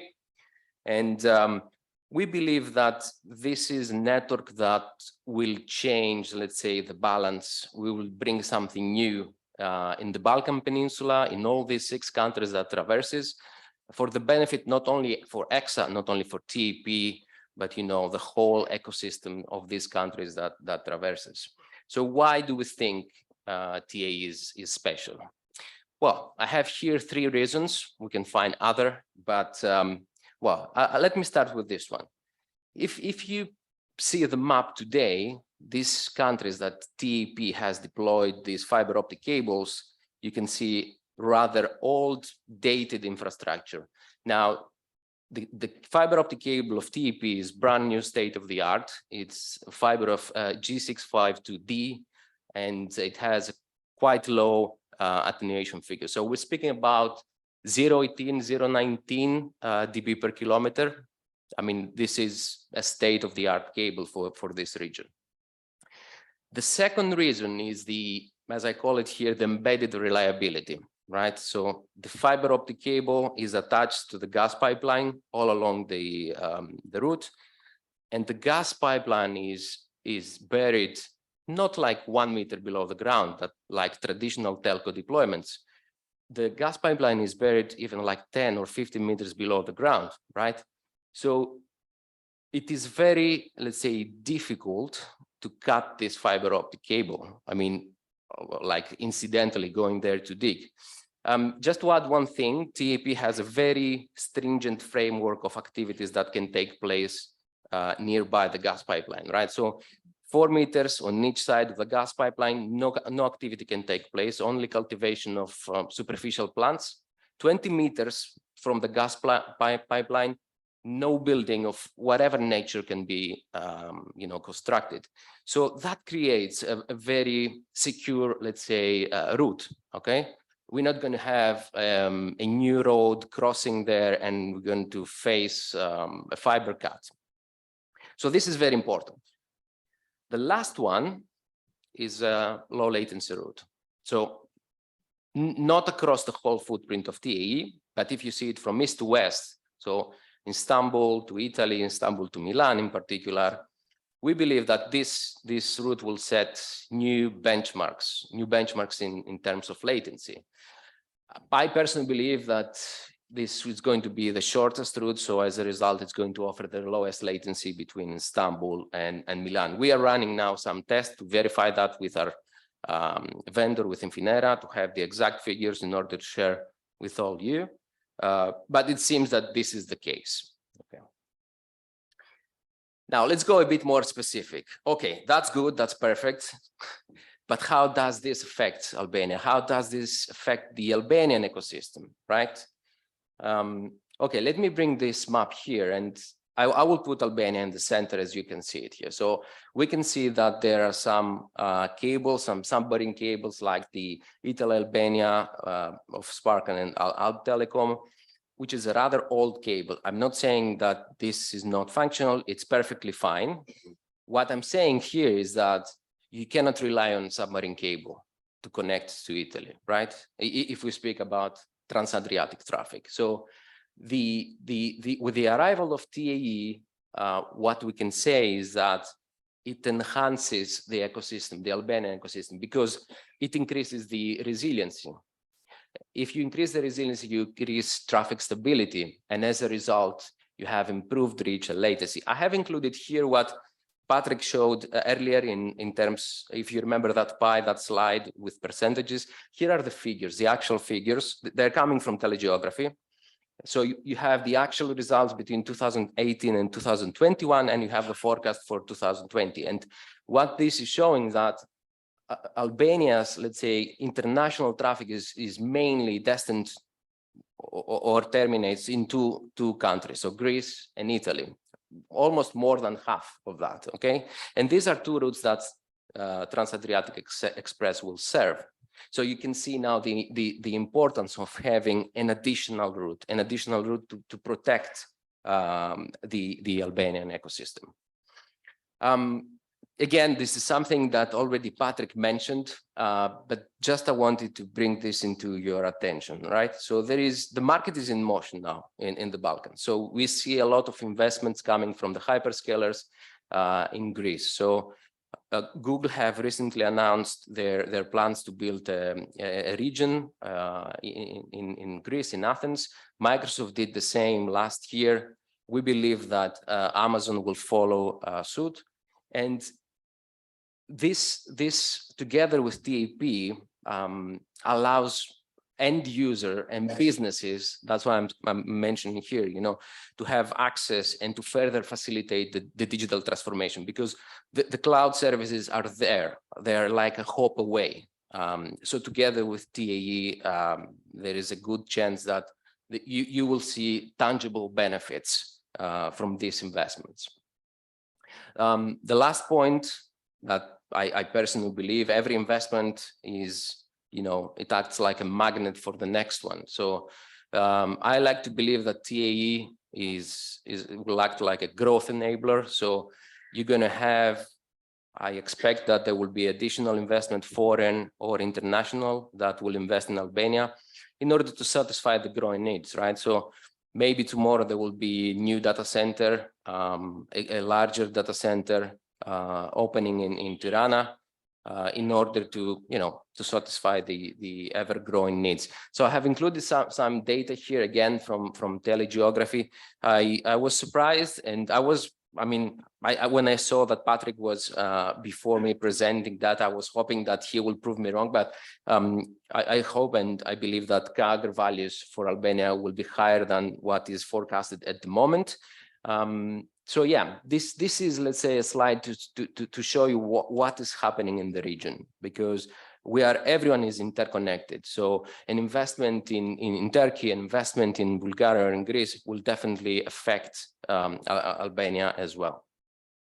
Now, before I close this short presentation, we don't stop here. These are the committed investments that I already showed you, but we will continue to invest in 2023, I mean, all across the footprint of EXA.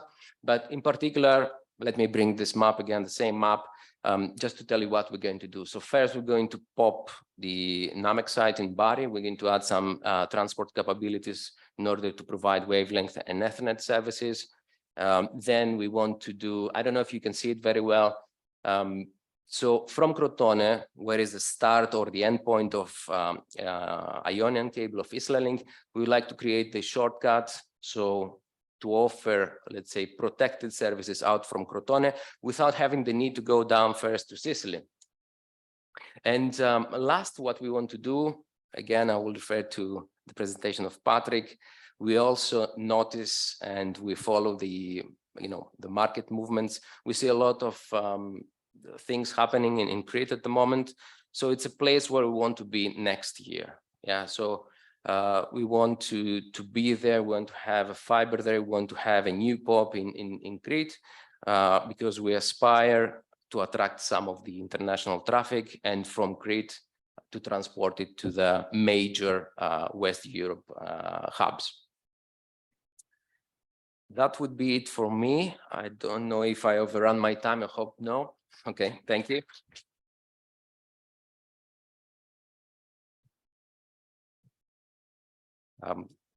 If you have questions, yeah, I'll be.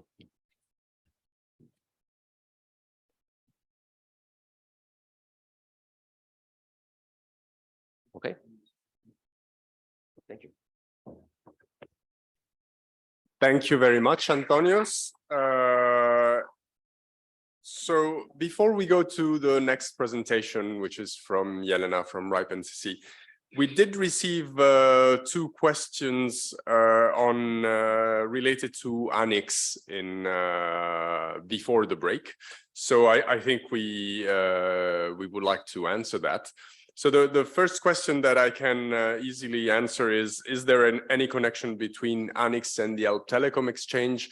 The answer is no. We didn't interact with Alp Telecom regarding this. Of course, we can talk. We can see whether it makes sense or not. The second question was this. When ANIX was first discussed, the idea was for it to be owned by the members and managed from by a neutral entity, same as NAMEX. Why is this idea being abandoned? And I would ask maybe Maurizio to come and reply, or.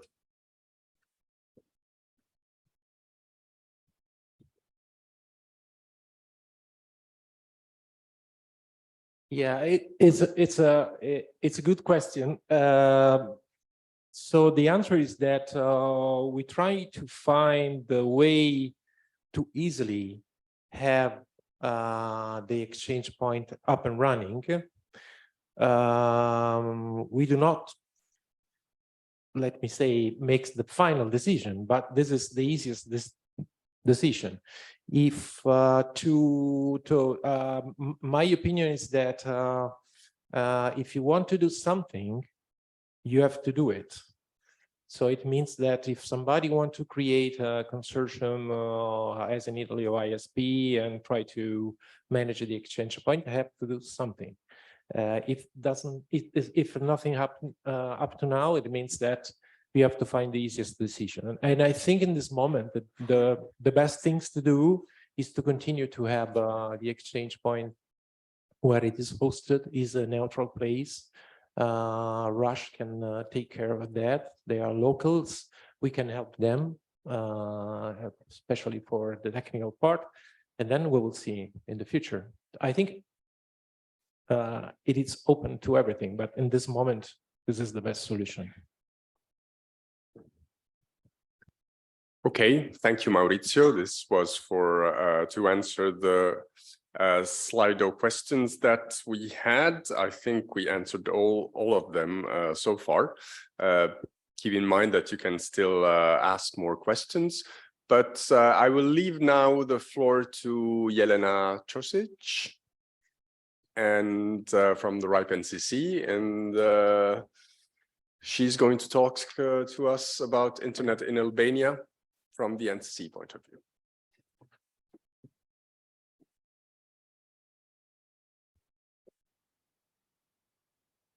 Hi. So, as Ania said, my name is Jelena, and I work as a community builder for the RIPE NCC. And I do focus primarily on the Southeastern Europe, my region. I'm very happy to be back in Tirana, and thank you for inviting me again and giving me the opportunity to present. I will share some data, some statistics from the NCC and the way that we see connectivity in Albania and in the region.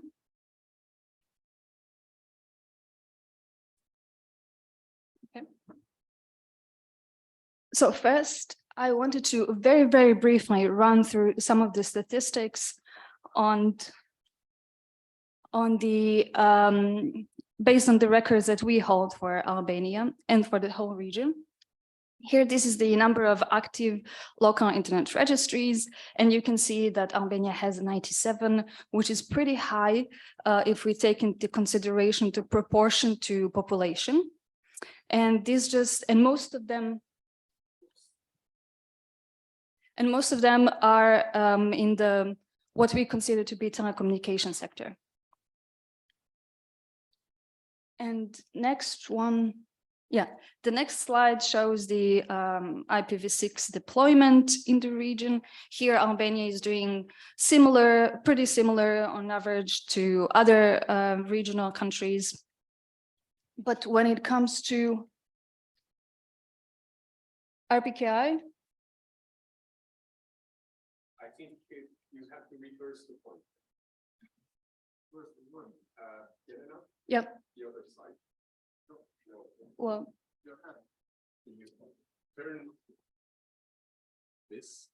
Oh, like that. Okay, yeah. But it's still. Oh, yes. So RPKI. When it comes to RPKI, we have good news. Albania is doing much, much better than many countries in our service region, but also comparing to countries in the Southeastern Europe.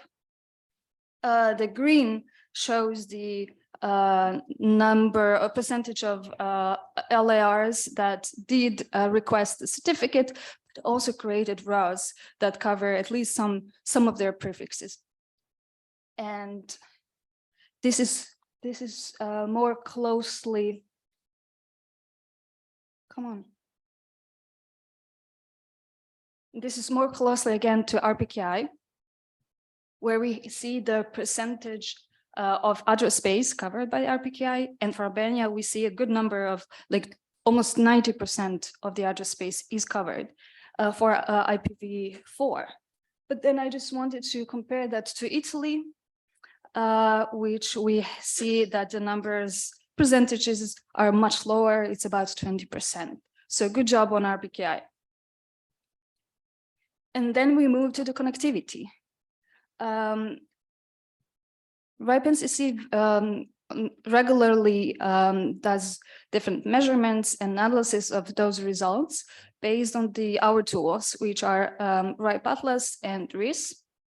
And I'm just assuming that most of you have heard about RIPE Atlas, but very briefly, it is an global active internet measurement platform that has this global network of devices called probes and anchors that are hosted by volunteers, and all the data is open and available to anyone to access.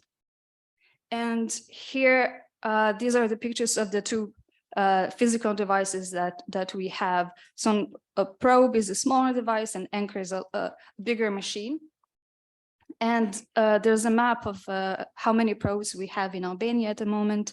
And you can see that the number of connected devices is pretty low. I would say it's only 23. So we have good news. We brought 10 physical probes and we gave it to Daniela, who's going to distribute them during the day to the most relevant networks that we are missing in Albania. And the second tool that we use is called RIS, or Routing Information Service. It is a BGP data collection platform. We collect the data and then it is being used by various tools. For Albania, as far as I know, we have about 0 peerings established with the Albanian networks, between Albanian networks and our remote route collectors. We do not have a collector in Albania, but we do have option to establish a multi-hop peering, BGP peering session. So if there's anyone here from the Albanian operator that would be interested in peering with RIS, please come find me later during the day, because this is the area where we can make a rate improvement, and these peerings would allow RIS to have much greater visibility into Albania and to do all these sorts of analysis that you will see. So this is pretty cool graph. It shows all ASs which are registered with the country code Albania, as well as the first foreign upstream AS number. And this graph only shows Albanian networks. But what we typically see is this graph, unless this is corrected, to exclude the networks that are actually registered and operating only in Kosovo. We would, of course, they are registered with the country code for Albania, and this is the picture that we would typically see. What is interesting here is that, you can see the clusters of 6+ networks around some of the largest Albanian operators. These are in dark red. And then in green, you see some of the ISPs from Kosovo. There are 3 Albanian ASs that rely on Kosovo's ISP for transit, and 2 of them are the north part of the country, so that kind of makes sense. And there's also 2 ASNs that connect to Telekom Serbia, Art Motion and Telcos. So I think just by the name, I think that makes sense. Yeah, this is the map with Kosovo. So when it comes to international connectivity, we use RIS to identify the immediate upstream operators of the networks that provide international connectivity into Albania. And the numbers on the right represent the total IP addresses flowing through each ASN. So when you take a look at the streams, you see Cogent, OTE, Sparkle, Hurricane Electric. There's a fair bit of diversity. Telecom has connections to different providers, but just considering who are the players, this kind of makes sense that they're from Greece and from Italy. So more. This type of measurement has been done using the RIPE Atlas data. And what we wanted to do, this was done back in April 2020, and it was published as part of a NCC country report for the Southeastern Europe. But I don't think the data has changed that dramatically. I think that it would be looking pretty much the same if we did the measurement today. Here on the picture on the left, what we wanted to do is to investigate how networks in the region exchange traffic between each other, but also where that exchange happens. And we see that although there is a lot of traffic that has been exchanged locally within the region, there is also a significant amount of traffic exchanged in the more distant locations. And this effect of sending routing packets to big foreign IXPs to then them traveling back is called tromboning, and the delay that it introduces might be minimal and not even noticeable by the end user, but it generally increases costs for the network operator. And on the graph on the right side, we focus only on the traffic within the region. And we get some, we see that, there are few hubs where this traffic gets exchanged, and it's Slovenia, it's Ljubljana, it's Zagreb in Croatia, and it's in Belgrade. This is a very useful prototype that we very often use at the NCC called IXP Country JEDI. And we can see that the traffic exchanged between networks within Albania doesn't really stay in Albania. It travels very often. Well, I don't know how often, but it does travel a long way to London, to Sofia very often, to Vienna, to Milan, to Marseille. And just so this is IPv4 and next is IPv6 traffic. But just let's compare it to another country in this region and how well they are doing. This is Bulgaria, and this is how it should look like. You see that all the traffic stays within the country. Yeah, sorry. All the traffic stays within the country. So the important question for me was to see, well, where is the local content? Where is it hosted? Albania now does have functional, professionally operated IXP, ANIX, I mean. And as far as I can see, there are 4 data centers in Albania. I don't know how many, not all of them are neutral, of course. But there are still problems with not having the local content, locally created content very close to the end user. And I try to map out some of the contributing factors to why that is happening and what are the negative effects of those decisions. So very often developers, when they're being asked, what drives their decision, how they pick their provider, hosting provider, they say, well, it's cheaper. Usually it is a better business decision. Secondly, very often they predict or that the service that they're going to receive is going to be a higher quality. They're going to get better services outside than inside the country. And lastly, there are not typically, but very often there are a lot of legal issues like hate speech or data protection laws that make certain countries better or easier for business than others.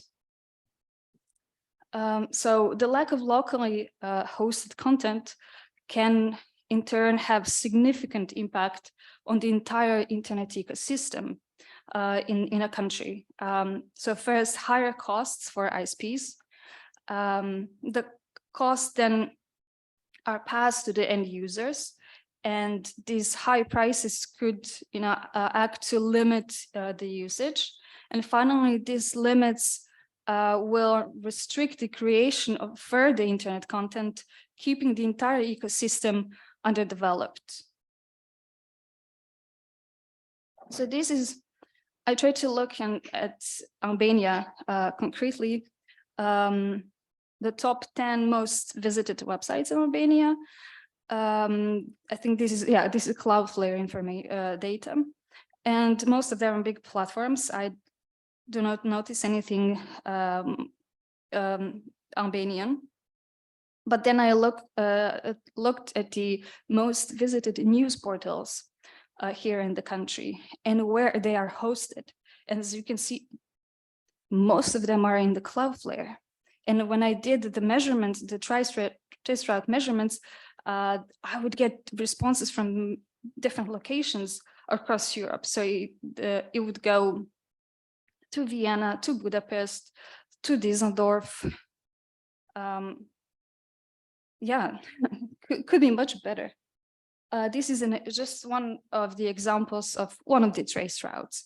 And here you can see that the packets travel very fast, first through some private networks, and then they get to Cogent, again, traveling very fast. But there are many, many hops, and we see there are hops in Belgrade, in Bratislava, in Vienna, in Munich, in Frankfurt, in Düsseldorf. Latency at the end of the day, I would say it's still acceptable. I don't think end user won't suffer because of it, but I don't think this is the most efficient thing, a way to run the network. And my conclusion is that because this is kind of good enough, that this operator is probably not going to be super motivated to change it anytime soon. That's my conclusion. Secondly, this is again locally hosted content. We have two categories, two charts for news and for banks, and very few are hosted in Albania. Most are hosted by cloud providers, typical for Europe, and there is also very low utilization of the regional resources. So we don't see that many Bulgarian or Macedonian or Greek hosts. So I think I was on time. Yeah, I was on time. So I think when it comes to conclusions, I will repeat what I think many people said during the morning, but it is still very important to me to highlight some of my conclusions and recommendations that I'm able to make for Albanian community. First, very easy one would be to get another K-root instance, which is K1 that NCC is operating. I know that ANIX is already hosting 2 of them, F and D, right? But you cannot have too many. Secondly, just to repeat, my request for Albanian networks to come find me and to peer with RIS. And yeah, get the local content here, locally created content here, closer to the users. Why do you have to, if you want to read, access to read the Albanian news, you go to Belgrade, Bratislava, Vienna, Frankfurt, Munich, right? It doesn't make much sense. Yes, Daniel, as I said, has probes, so please reach out to him or answer his emails and messages to be one of our probe hosts. And at the end, I think we all agree that there's an immense value in having a local community strong.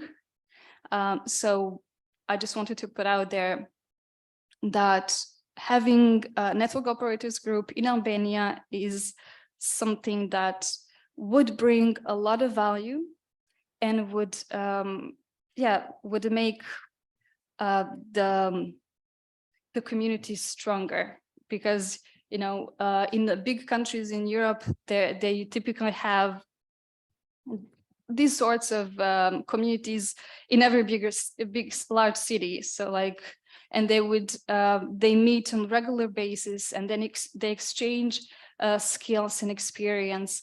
So it's just, you can see the difference between Western Europe and Eastern Europe or other parts of the NCC service region just by looking at how strong and how coordinated community is. And when it comes to community, I would like to invite you to the next regional NCC meeting that is going to be in Split, Croatia, on the beginning of the April. I think could be pretty easy to travel from Tirana to Split by car. But also just to mention that NCC does provide a certain number of fellowships. And the same goes for the big RIPE meeting. It's a meeting of the RIPE community. Next one is going to be in Rotterdam. And this, just to mention again, RIPE does provide fellowships to the RIPE meeting. And our region, SEU region, is underrepresented at the RIPE meetings. So please, if you're interested, keep yourself in the loop, informed about the deadlines, because they close long before the meeting itself. But yeah, I would like to see more people from Albania applying, because it doesn't happen very often that we see those applications. So we will be very, very happy to see you there, to support you to be there. And that's it for me. I think right on time, 20 minutes.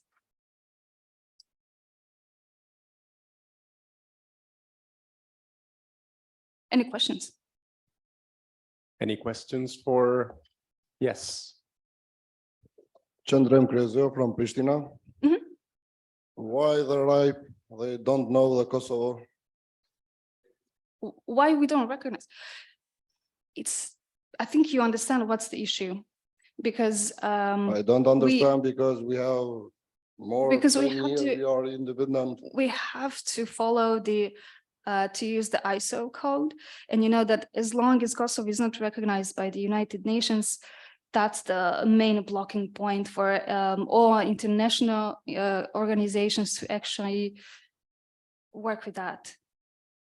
So as far as I know, most international organizations, including RIPE, could use a temporary domain name, .xk, but to have a permanent solution, it's more political.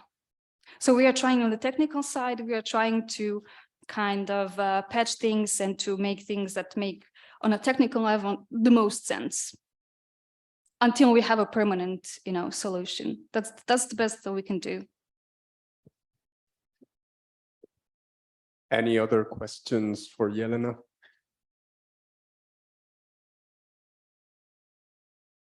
Please introduce yourself before. My name is Knidi Bashari and I'm a founder of Keminet Limited. I'll continue in Albanian. Për të adresuar dhe këtë të Kosovës, lipe për kompani të cilat nuk janë të.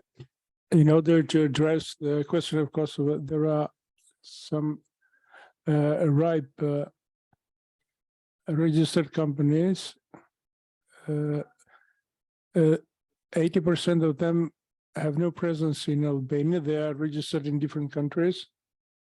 If it is possible to sideline the question of Kosovo as an entity established in Kosovo, and how to have an exact filter of the companies operating in Albania, registered in Albania, make business in Albania, by the companies that in RIPE are registered in Albania, but their headquarters are in different countries of the world.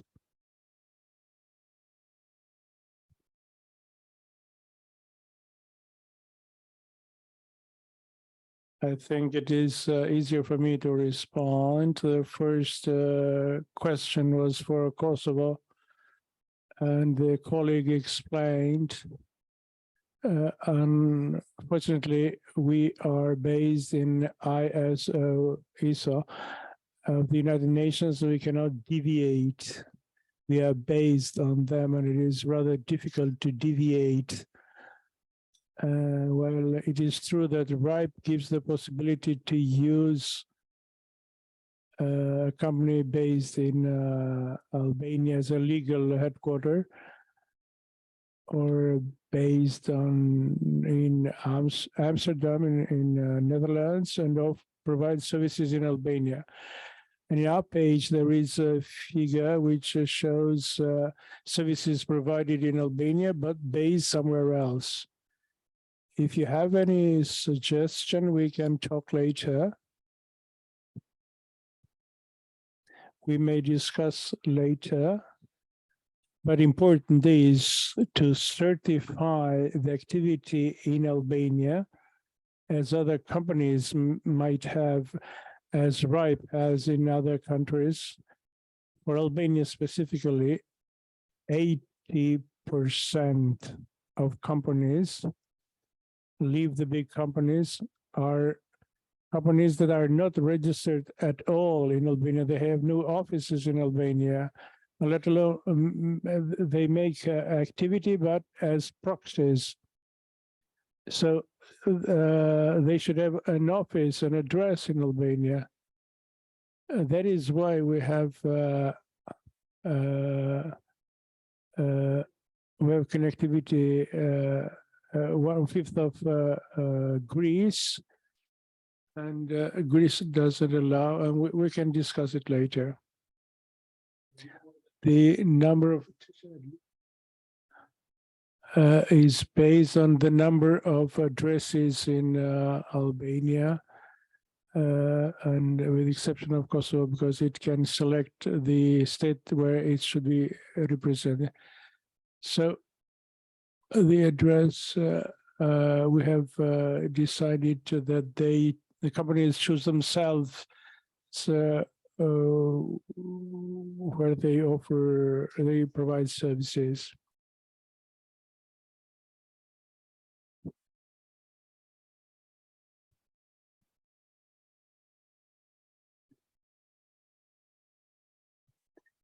For quite a few years. And one of the main reasons would be underrepresentation, because no one from Kosovo ever goes to an Southeastern Europe or a RIPE meeting. I mean, this is all politics. We're talking technical stuff here. I mean, the RIPE cannot solve this like you might want it to, but at least the voice of these operators has to be heard, you know. Someone has to go there and ask this question at the general meeting. You know what I mean? Because if you never go there, I mean, you waive your right to complain about that, you know. I think that Kledi makes an excellent point, and Jelena also made that point. The best way to make yourselves heard is to go to the RIPE meetings. There are RIPE meetings in several times a year in different places, but there are also RIPE meetings in the region. So Southeastern Europe RIPE meetings, and the next one is in Croatia.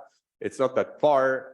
So if you have something to say to the RIPE NCC, of course, Jelena and Petrit are here today. But when you go to a RIPE meeting, you meet a lot of other people, and you can also speak to the higher levels, like the directors, the CEOs, the whatever. So participate. This is the best way for you to be heard. Any other question for Jelena or for Petrit? Okay. Thank you, Jelena.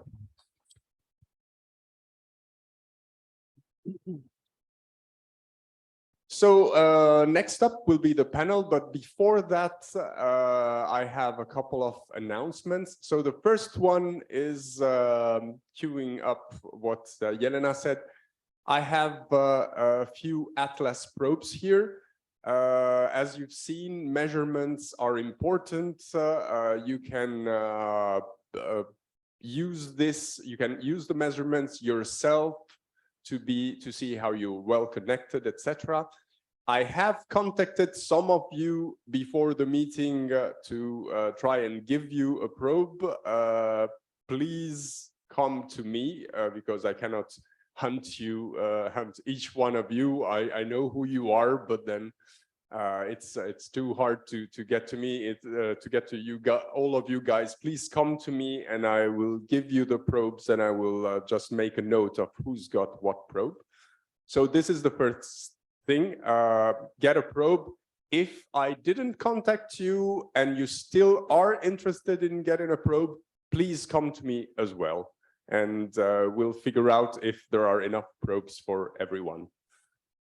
The second thing, if you guys can put the just the normal slides, the slides that go around,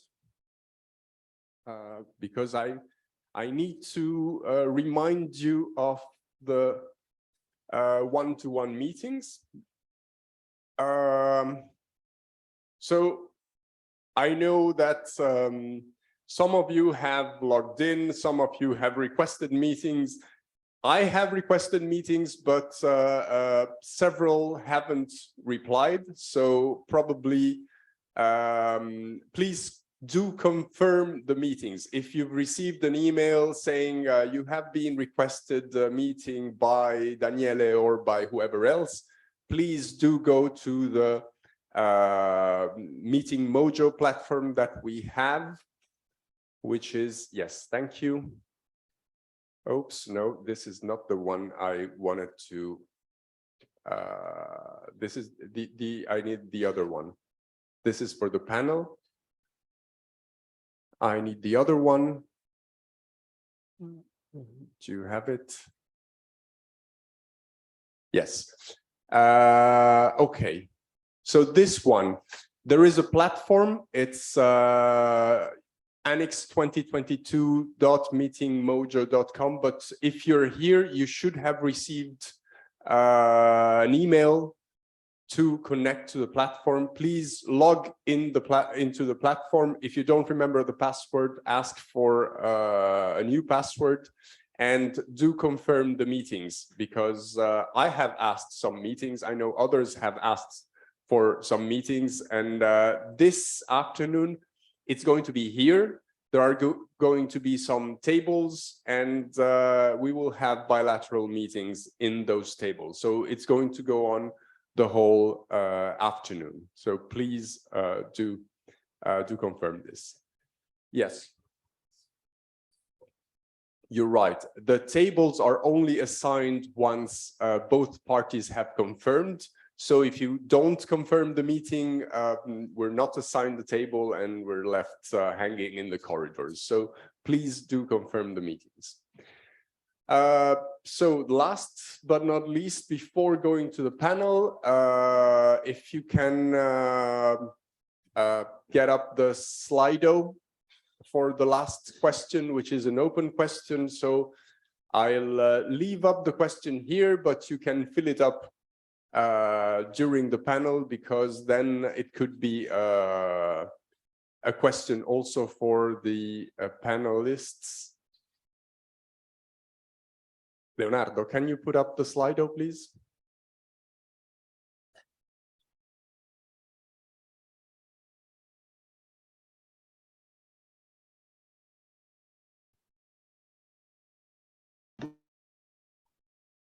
Okay. Are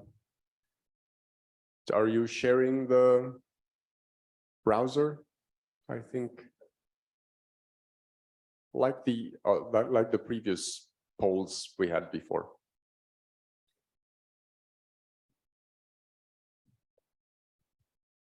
Yes. Okay, so the question is, and you probably have it on slido.com, what is the most urgent issue to address regarding connectivity in Albania? So I'm going to leave it not up here.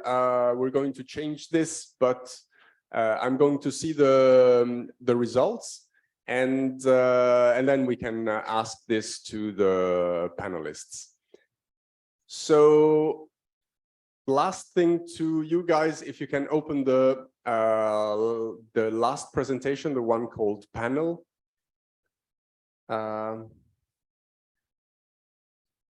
Don't remove the screen sharing, just open. Okay. In the meanwhile, I'll call the panelists up here. There are 6 places. So I will call Miss Irena Malolli of the Ministry of Infrastructure. Thank you for coming. And Mr. Lorenz Bacco of ACEP. Genti Dazzi of Mantic Consulting. Dritan Vreshta of Starnet. Antonios Kolaras of EXA. And Reed Fischler, if you're here. Yes, he appears from the door. Reed Fischler, Hurricane Electric. So thank you for being here. So I will, so to all the panelists, if you want to talk in English, you can speak in English. If you want to prefer to speak in Albanian, you can speak in Albanian. But then I suggest Antonios and Reed to have headsets, if you do, okay. And yeah, can you make this like a PowerPoint presentation? Yeah, thank you, that's great. Okay, so I have 4 questions. We have 6 panelists. I'm not going to ask everybody to answer all the questions, but basically there's 3 questions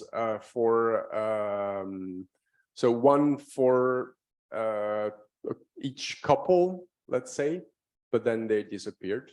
So yes, maybe. Okay. Okay, fine. I'll move the slide.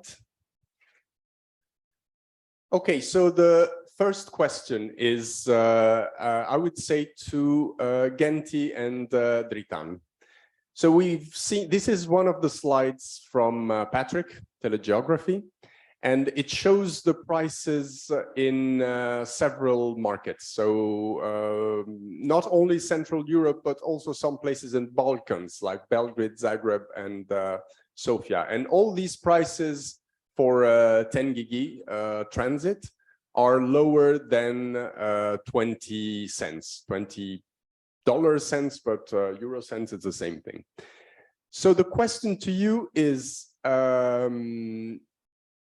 in your experience, how are internet transit and L2 prices in Albania, so point-to-point prices in Albania compared to Europe?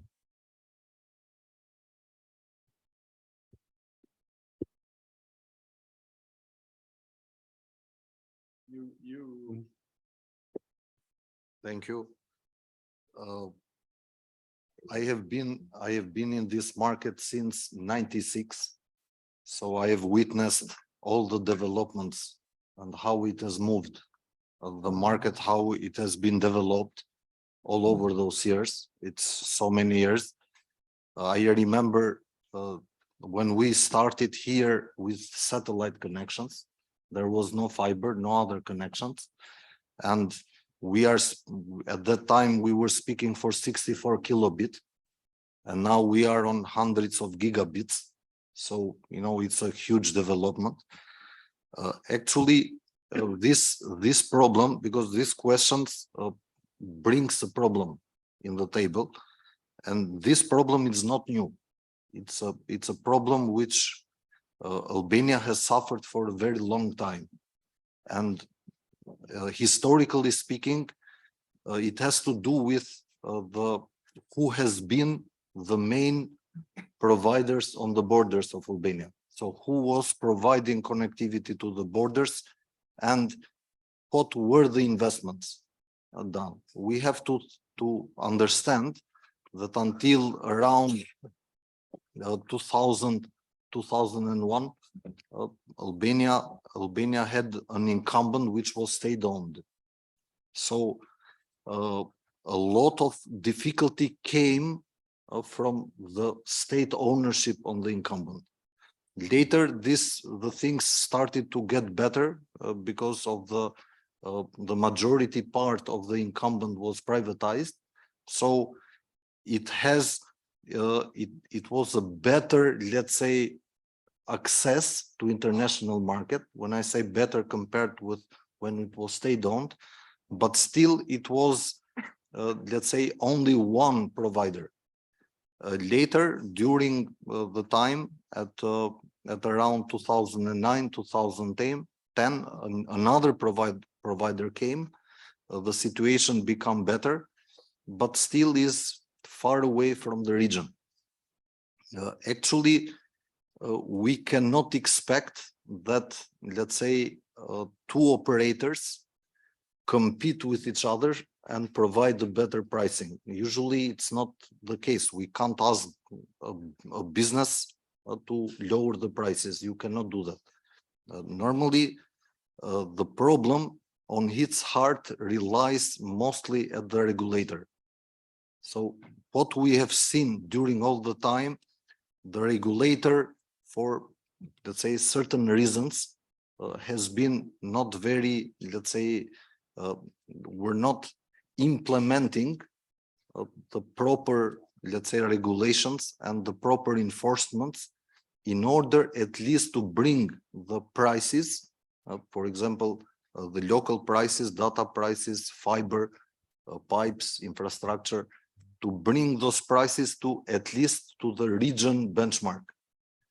And normally this is done through they have to do very often, usually every 2 years. A regulator has to make the market analysis, and on those market analysis, he has the mechanism to enforce and to put, let's say, the maximum prices where the operators should sell.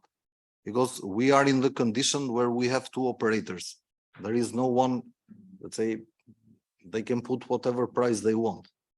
So basically, this issue, usually we have, when we had an incumbent here, we have fought a lot at the time with, at the time, the regulator was called ERT. We fought a lot in order to put some pricing for the local loop. Still, that pricing is compared with the region is very high, and no one is using that service. And actually speaking, we have no prices, no benchmarks for the services we are speaking here. So somehow this needs to be regulated. So the regulator needs at least to put the benchmarks. Once you put the benchmarks, then it grows. Because it has nowhere to go, because the demand is there, because having a high price, you somehow you put at bay the demand. You don't leave the demand grow, but the demand is there and the demand is pushing. And that's why having here operators like Xhelaj, like Hurricane Electric is a good thing. And is something which, let's say, might put a lot of competition, a lot more competition on the market, and let's say open the market. We had for a very long time, I have seen a lot of very big project failures. I witnessed them, and we were one of the best routes from Sofia to go to Italy. Albania is one of the, it's on the path, at least geographically, at least on the shortest path way. And I have seen it fail, go, Interroute didn't went through Albania, they went through Serbia. Why someone goes, in a totally different direction? You have better directions. So this kind of failures somehow delayed the development of these services here. Because once you have big operators like Interroute, you have big operators like Hurricane. At the end of the day, they bring here, let's say, market prices. They bring here technology. They bring here know-how, and the market is is raised up in the level of technology, and also this kind of problems on the pricing, you don't have it anymore. So I'm glad that these operators now have focus in Albania, and I hope and I wish that more operators come here and we see Albania in more maps, because there are very few maps where Albania shows up. And this is something that we wished and we fought for a long time. And I'm very thankful for ANIX and NAMEX that at least are raising these points and are discussing these points and bringing here new operators, bringing here development. For example, we have tried to at least build an association of ISPs, which we couldn't, and it failed for a very long time. No, let's say I know the reasons, but you know, it's pity to hear those reasons. And we fought a long time to have our country on the maps, on several maps, and it still failed. So I am very happy that at least we are hopeful in 2023, big operators like Hurricane, like Xhelaj will be here, and at least will change the environment, because it's very important to change the environment. So basically, this is all I had to say on this point. Thank you, Genti. Dritan, do you want to add something before we allow, I think, the regulator and the ministry to answer to the points that Genti made? Yes, very shortly. Actually, what I want to point out is that here in Albania, and maybe it give an indication of the graph there. Here in Albania, we have have a segmentation of the market. The economical segmentation is Tirana, market, and the rest. And then practical segmentation is the big operator and the rest, you know. So belonging to the operators that are at the categorized as the rest of the group, I must say that the real thing that can give a solution is what Genti pointed out, some good approaches when it comes to the transit data within the country. Seems like the connectivity issue belonging to Albania seems to be solved lately with the presence of the international carriers and with the planned operators that are planning to come very soon. But the rest of the issue is going to be how are we going to the rest of the market? And this rest of the market, for me, it's about 50-50. The big operators have the 50% of the customers, and the 50% is belonging to the rest. But there are many ISPs, many small and medium ISPs, but I think they are doing a very good job. And I think they deserve to have a better pricing and to be better competitive, you know. Thank you, Dritan. I don't know if Lawrence or Irena want to reply to Genti, because he proposed, he said that there should be a higher role of regulation in this. Okay. First, thank you for inviting me. And I know that the situation before and in the last years was as Genti described, but the economy has arrived now in a stand that everything depends from demand market, and we live in an open economy.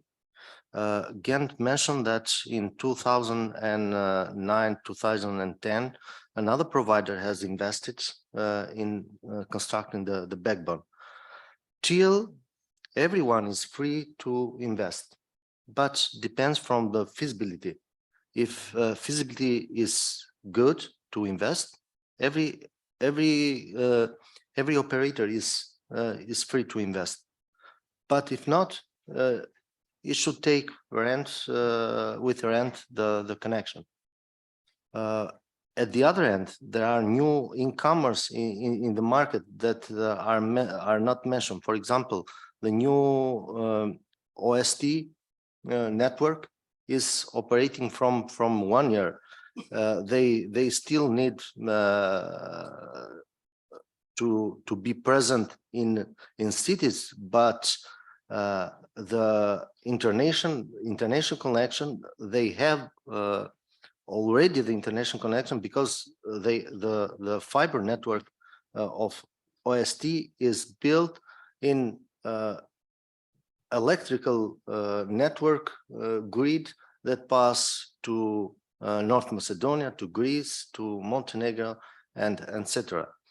Regarding the regulations, it's true that AKEP should do market surveys and every 2 years to tell to the market that who is incumbent in the market. But at the end, we think that we see the results that for the wholesale prices, even for mobile, even for fixed customers, the prices are lower than in other countries in the region, and lower than in most European countries, and the traffic is increased double comparing to 2021, and that means that the prices for wholesale market are not, let's say, as expected, but are normal for the moment, comparing to past years. For 2020, 2009, we know very well. And the incoming of new service providers like Cogent and Hurricane Electric also has increased the possibility that the market to be more reflective for the end users and the final customers. Okay, thank you. So if nobody has wants to add anything to this, I'm going to go to the next question, which is I think it touches a bit what Genti was saying before.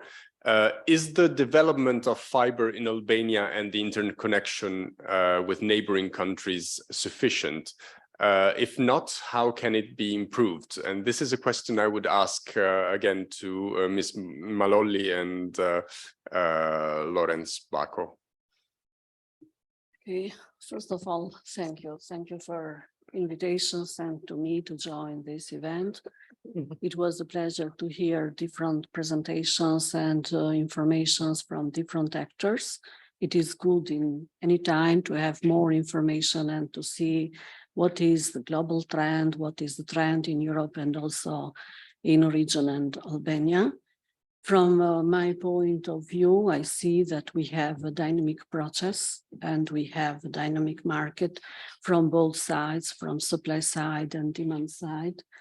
And if we are focused on demand, the trend is clear now, even in local figures. If you see the statistics published from AKEP about the international connectivity, bandwidth, what is the total volume of internet traffic based on fixed and mobile, it is increased about 10 times in 5 or 6 years recently.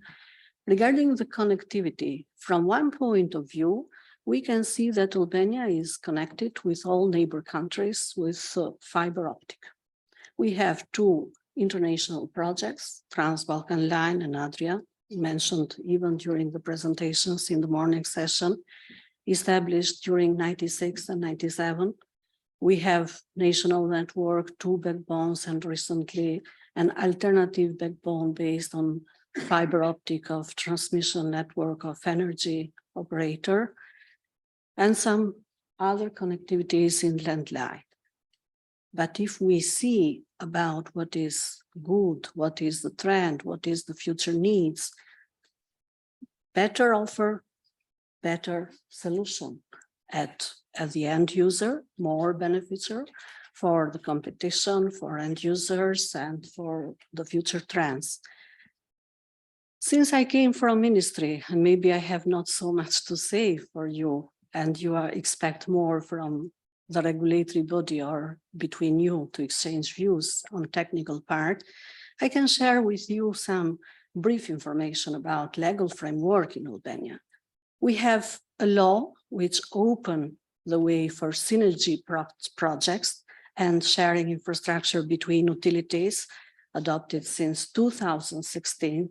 And we heard today a plan or project ongoing using this kind of synergy for cost reduction for broadband. Another implementing or in operation is the project of Digital Balkan Highway, where OST is part, it is the original one, and we have participants from the company here to share with you some more information about concrete results so far. But it is good to have the legal framework in place to promote or to support such kind of developments. On the other aspect, if we speak about regulatory framework, our legislation in force foreseen that ACEP has the space or intervention power when the market failed through market analysis, remedies for access and interconnection, transparency, price control, etc. What I would like to add is that currently we are working for a new law based on Electronic Communication Code of EU. And in this draft law, which is already go through public consultation process and in the final phase, we have some additional provisions for wholesale market. And the aim is to move from SMP regulation or asymmetric regulation to more symmetric regulation. And this is good for the forward looking. I will give the floor to Lawrence to continue with regulatory aspects for your question. Thank you. Thank you. We know that in internet, any time is not enough comparing the connectivity. As Ken said, that I'm part of that team that we began with 64 kilos, and when we upgraded to 128, it was a very big step. But now we're talking for 400 gigabits, and we know very well that to have more routes, it's more comfortable for operators. And I think that for the moment, the capacity of built network is enough for the moment, but is not used. And this is the actual problem. And we have tried to resolve it, and through next year we are doing the next market analysis regarding to the wholesale and broadband market, and we'll arrive in some decisions to establish the market in that way that every operator to have the possibility to use the unused capacities in other networks that they are interested to use it. Okay, thank you. Anyone else wants to comment on this? Genti?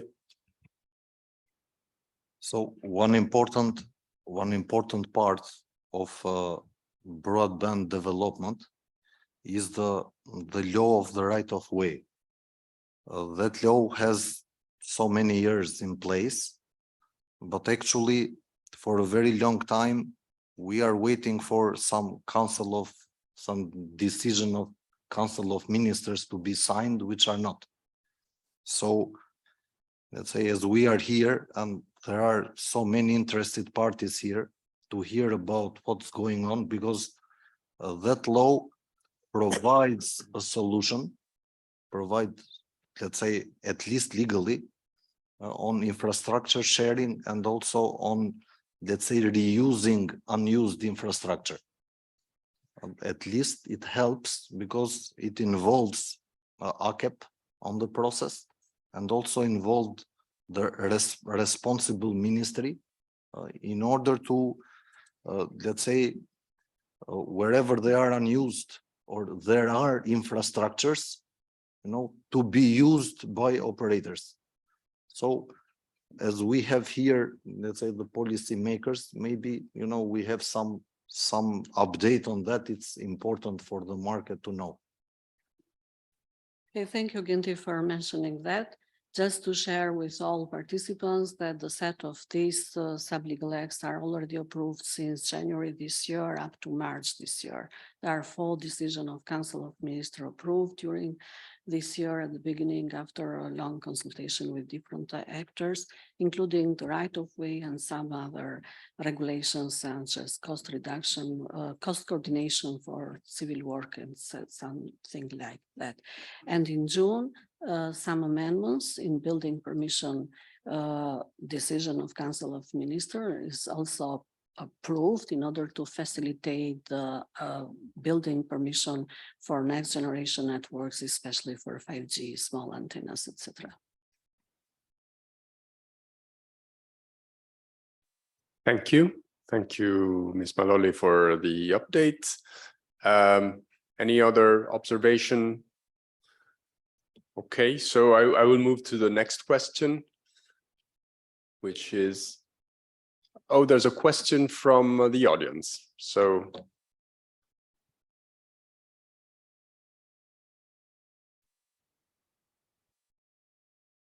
thank you, Daniel. As we're talking about the regional connectivity, I had a question for the regulator and the ministry as they might control this. I mean, it has been brought up a couple of times, for example, that COSIX, the Kosovo Internet Exchange, and the ANIX Internet Exchange were interested in connecting between each other and providing peering for both parties and both locations. And the Kosovo side was ready. ARCEP was supporting this. They even guaranteed the transmission part on their power operator, same as OST here. Is there any plan from the government side to help make this possible? Anything is needed from our side, why not?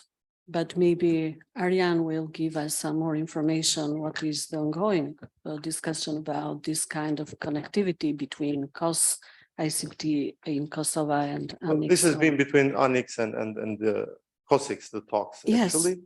And yes. we also brought it with the ACEP, but ACEP is not in that kind of position, actually.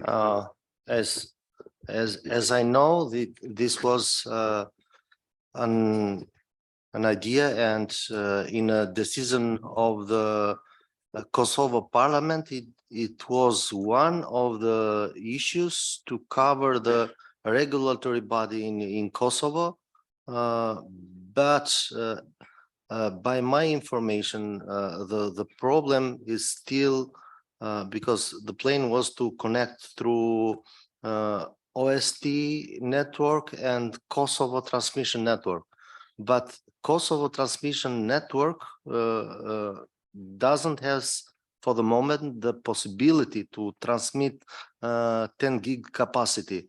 They need to procure some new equipment, and after that they will be able to make the connection. As I know, let's say unofficially. Is the idea a technical issue, as I understand. Yes. No, there is not the idea or the desire or wellness to do it, but it's a technical issue in the middle.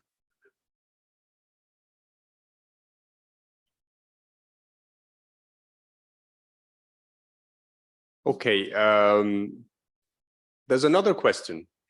Tritan? No? Okay. Yeah.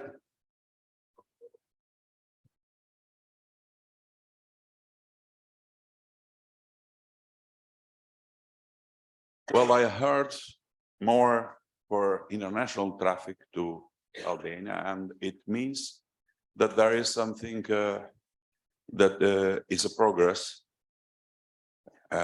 in sense that the now operator has more possibility to connect with the international market. I have to mention something. There should be a balance also with the local traffic. My question is, what about local traffic? Local traffic is marketplace. It's local traffic is very, very expensive. It's nonsense to build here data centers and to do things because it's cheaper to use internet and to use cloud services. And that's because local traffic is very expensive. And what Britain said, it is 50% of rest. It means that if local traffic is improved, I mean in cost, then double business will be up in broadband. There should be a balance. It's time of a balance. Yeah? I think that Lawrence said something about what they plan for the next year to have a relevant market analysis for this part of the market.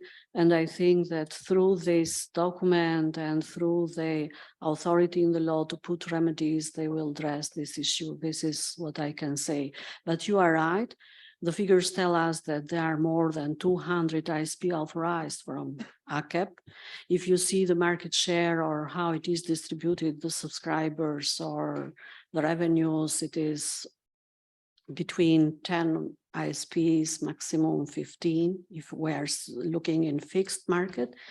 But the way how to address the issue for these high prices is through market analysis, put remedies from ACEP.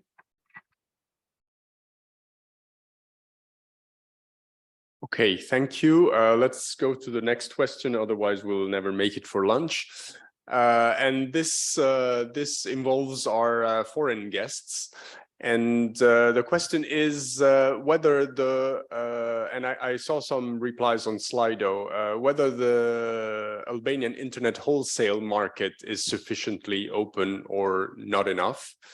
And but I would say that the question more for Xhelaj and Hurricane is what your experience was about the Albanian market, whether it was attractive for, whether it is attractive for foreign businesses, whether it's complicated, whether there is bureaucracy, or whether it was very easy to deploy here.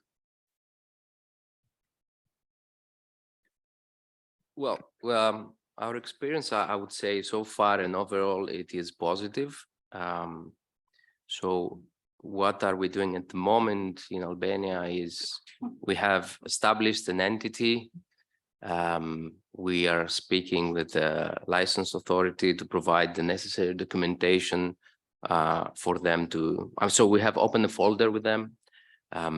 So they ask us questions about the network, which this is something normal, right? From where to where it extends and the interconnection points and so on. But so far, I have to say, I mean, that's the feedback I have, the internal feedback I have from our lawyers, that it is proceeding, and yeah, the experience is overall positive. I don't know if the involvement of TEP and the establishment of business of TEP both in Greece and Albania due to the crossing of the gas pipeline have contributed to that. Probably yes, I don't know. I mean, I would guess that people understand the importance of this project, both the TEP, the gas pipeline, but also the entrance of a new international player in Albania. So yeah, our experience so far so good. Thank you. Reid? I would say that the overall experience we've had in Albania has been interesting. It has not been look, my job is to build hurricanes network worldwide. So I've dealt with regulators in too many countries. And I can say that in Albania, although there were some hiccups, it certainly was a straightforward process and one that was not, although it wasn't the quickest, it certainly was not the longest. And it was certainly easy to navigate, and our questions were answered. So, and now we we have a local entity and a full license in country, and so everything now is going fine. I can say that overall, for anybody, I would think generally for those who are watching online or who may watch this later, Albania is a little bit more difficult to operate in than one of the other standard, more Western European countries that we generally operate in, but it certainly is not difficult. And it's definitely cooperative, and we certainly don't have any overall complaints once we were pointed in the right direction. Okay, thank you, Reid. Any comments from any panelists regarding the open market? Because I saw in Slido that several people said that the market, remove market limits and the market is not open enough. I wouldn't know whether this is a fair assessment or not, but yeah. Opinion is that we need to read carefully this kind of message. Since if I see the figures, how many ISPs are working or operating or authorized in Albania is over 200. To go more open, I didn't know what is the answer. If we go that how the internet access is realized, and we go from local, backbone, international, and we saw the figures. We have 2 fiber optic national backbones. We have an alternative already operating since March 2020. And in international, the figures are as it was explained during the morning session.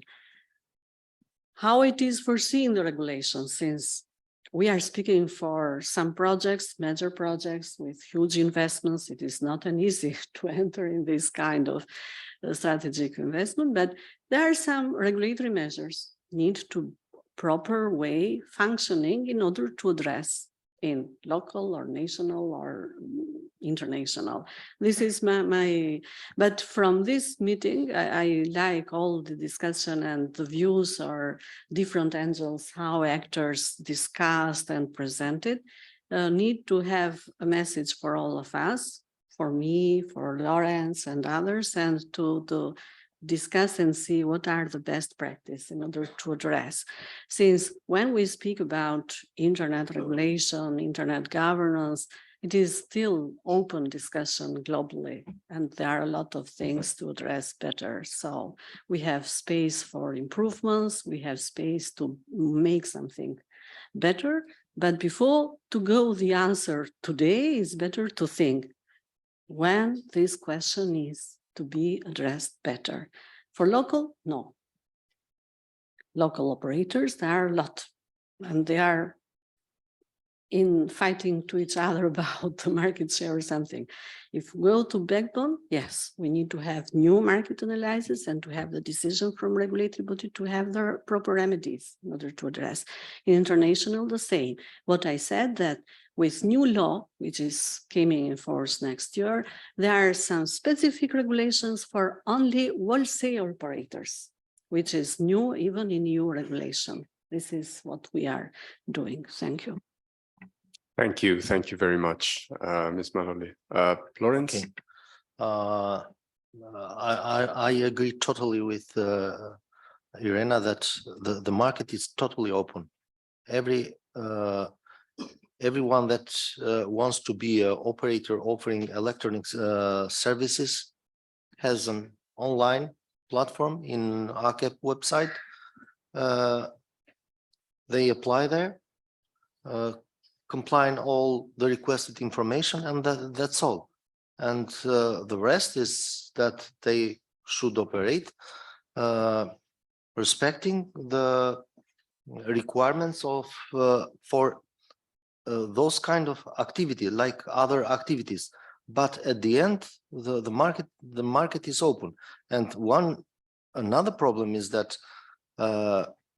from the past, I have experience that people in the moment that has some claims or is not content or has a bad experience with the regulator or the ministry, they consume these problems through each other's, but they, in the major part of the cases, they don't present this issue to the regulatory, to ACEP or to the ministry.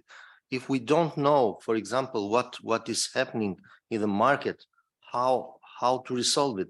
So only in those kind of meetings or when we collect together, someone has a problem that maybe we didn't know before, but this problem existed.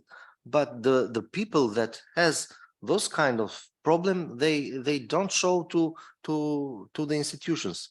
This is a problem that I have seen it. But at the in general, the market is more open than should be.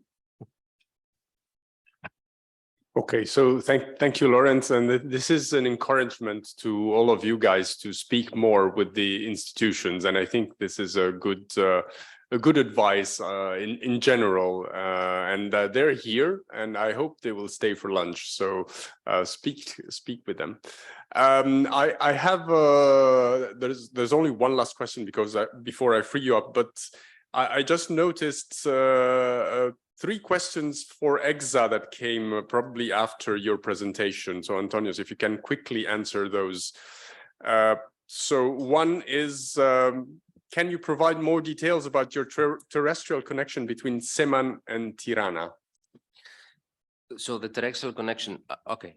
So TAE has the gas compression station in Fier. This is the Fier tap station, and from there we have one dark fiber pair that is going straight to Tirana. It's going here to the Rush data center. So all along the way, we're just going to deploy only amplifiers where it's necessary, to amplify the signal. But these are the 2 main points. So in Fier, we're going to have a ROADM there that will direct traffic. So coming from Tirana, someone wants to go to Milan, someone wants to go to Sofia, Istanbul, or Athens. And we're going to have a terminal site to drop traffic in Tirana. I don't know if this answers the question. I have 2 more. So the second question is, which services will be available in your Tirana POP? Capacity, wavelengths, dark fiber? Yes, capacity, wavelength, it's going to be 400G day 1. We're going to have the Ethernet platform ready as well.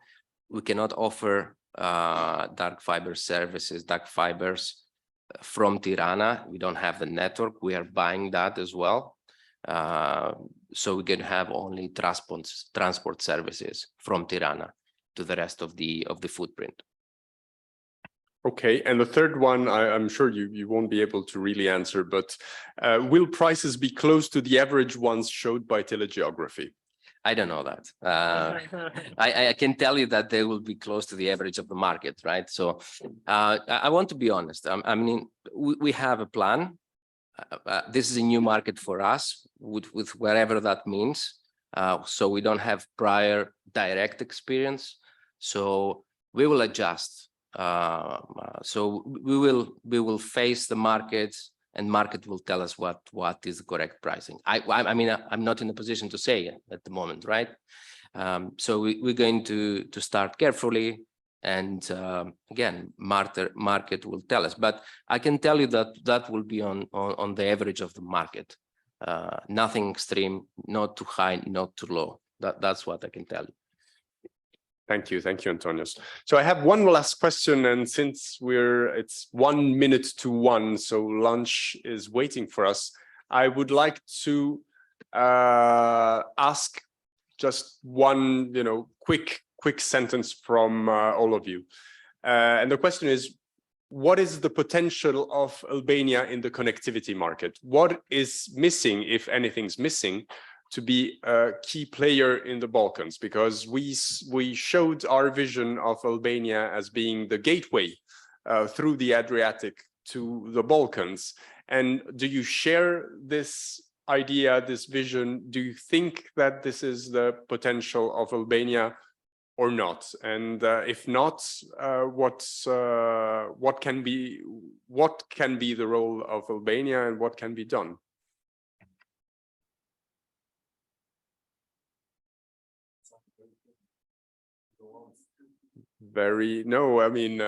Whoever wants to answer. I can try. I'm not saying. So yeah, Albania has potential, definitely. And the market is in motion. I mentioned that earlier. And we see a lot of submarine cables that, let's say, not completely cut the ties with the traditional landing points like Marseille or, yeah, it's what's mainly Marseille, right? So they look for alternative landing points. But let's think of it from the point of a fiber tenant of a submarine cable that, let's say, lands in Crete, okay? So you land in Crete, and then what? You go to Athens, and then what? Then you go to Sofia, and then what? So what I'm trying to say is that the Balkans, it's not the problem of Albania itself, it's the problem of the region of the Balkans. It's a fragmented market, right? So if you see it from the perspective of someone who really invests on a fiber coming from Mumbai to Europe, and they will say, okay, you know what? It's a one-stop shop from Mumbai to Crete. And then I'll have to deal with one operator in Greece, one operator in Bulgaria or Albania, another one in Serbia, another one. It is becoming very, very difficult. Okay, so there needs to be, I mean, or either a private initiative or a company trying to unify this network, or like a deeper synergies between the various domestic players, you know, to collaborate and offer I don't know if possible. I'm just, maybe it's an utopia here, but you know, a one-stop shop. So you have a terrestrial route, actually two terrestrial routes, because it's something necessary from I don't know, even Albania. Maybe tomorrow there will be international cable landing in Albania. It's the same principle. Then what? Where do you go? You want to go to Frankfurt, you have to cross 3-4 countries, and that's a problem from the eyes of someone who is putting their money in that submarine cable. So it's not a problem of Albania, it's the problem of the Balkans, of a fragmented market. So yeah, something needs to happen there to be more competitive. Thank you, Antonius. Reid? I would echo your statements and also get a little bit more specific. As somebody who builds backbone for internet purposes, Albania, Greece, North Macedonia, and all the surrounding countries, this is one of the most difficult regions, even in some of the countries in Asia. This is one of the most difficult regions to get between, rather than just do long hops. I can go from here to Athens, I can go from here to Frankfurt, I can go from here to Vienna, but if I try to get from here to Skopje, it's incredibly annoying. If I try to get from here to Thessaloniki, until your cable is live, it's difficult. So when you want to be the hub of the area, to not have somebody like me who looks at the area from a macro view, I would rather be able to go to a carrier and be able to say, hey, please cooperate with your next door neighbor, whoever that is. And this is where I echo you. Please cooperate with your next door neighbor and give me a one-stop solution to get between you and somebody else. Because for me, Albania is a bunch of border crossings. And there are many countries where that becomes a major problem. And the country, that is a very large impetus and obstacle for companies like myself to come and do projects when we're going to have to manage cross connects over borders, and those are just real big headaches. I'd rather have somebody local do that and charge me a little bit of money for it, but at least give me an easy place to buy connections between A and B and don't bend me over to the point where you ruin the market so that the price inside of Albania is no longer something attractive. Question from the audience. I'll come.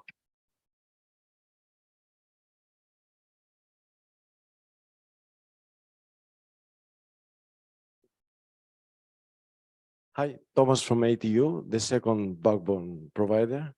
For your notice, I don't think it's true. There is very easy from Tirana to go either to Skopje or Kosovo or Montenegro or Thessaloniki or Athens or everywhere in the world. I don't know who have you contacted, but it's not that difficult. And why? Because EXA or Cogents the last 8 years or 9 years are in place here in Tirana offering services is because one of the two or both of the backbone providers offer that service. And if we see where we were in 2010 and when we are today, we're talking about 100, 200 times more capacity than ever needed here in Albania. So for your notice only, and the echo for Mr. Kollaras is not that there is no offering of services. It's very easy. You need to knock the right doors. Thank you. Thank you. I would just reply to that you could see the difference in the pricing in the market when we came to the market a year ago, and it definitely sort of changed the market, and that to itself shows that there was a problem with costs. It took a lot of it, a lot of work to get the pricing of transport to the point where we could actually charge full European pricing here in Tirana. It's not the place for debate, but yet I can tell you that no, it's not true also, because the prices here were low, and they are low. I don't know if it could be regulated from the AKEP, but it's not safe for anybody to say that thing, that you need a public authority or the government to regulate prices, because it has to be done both ways. Lower prices, less investments, less money coming from the government, and for us all. So it's not lowering the price also always the right thing to do. It's to give good quality services. Today in Albania, there are more than 10 international wholesale IP transit players already in place or in the borders. So they were here, they will be here, and more to come for sure. I'll just say I welcome any competition. We welcome everyone to come in. That's why we're at the Internet Exchange. We're open to peer with anybody.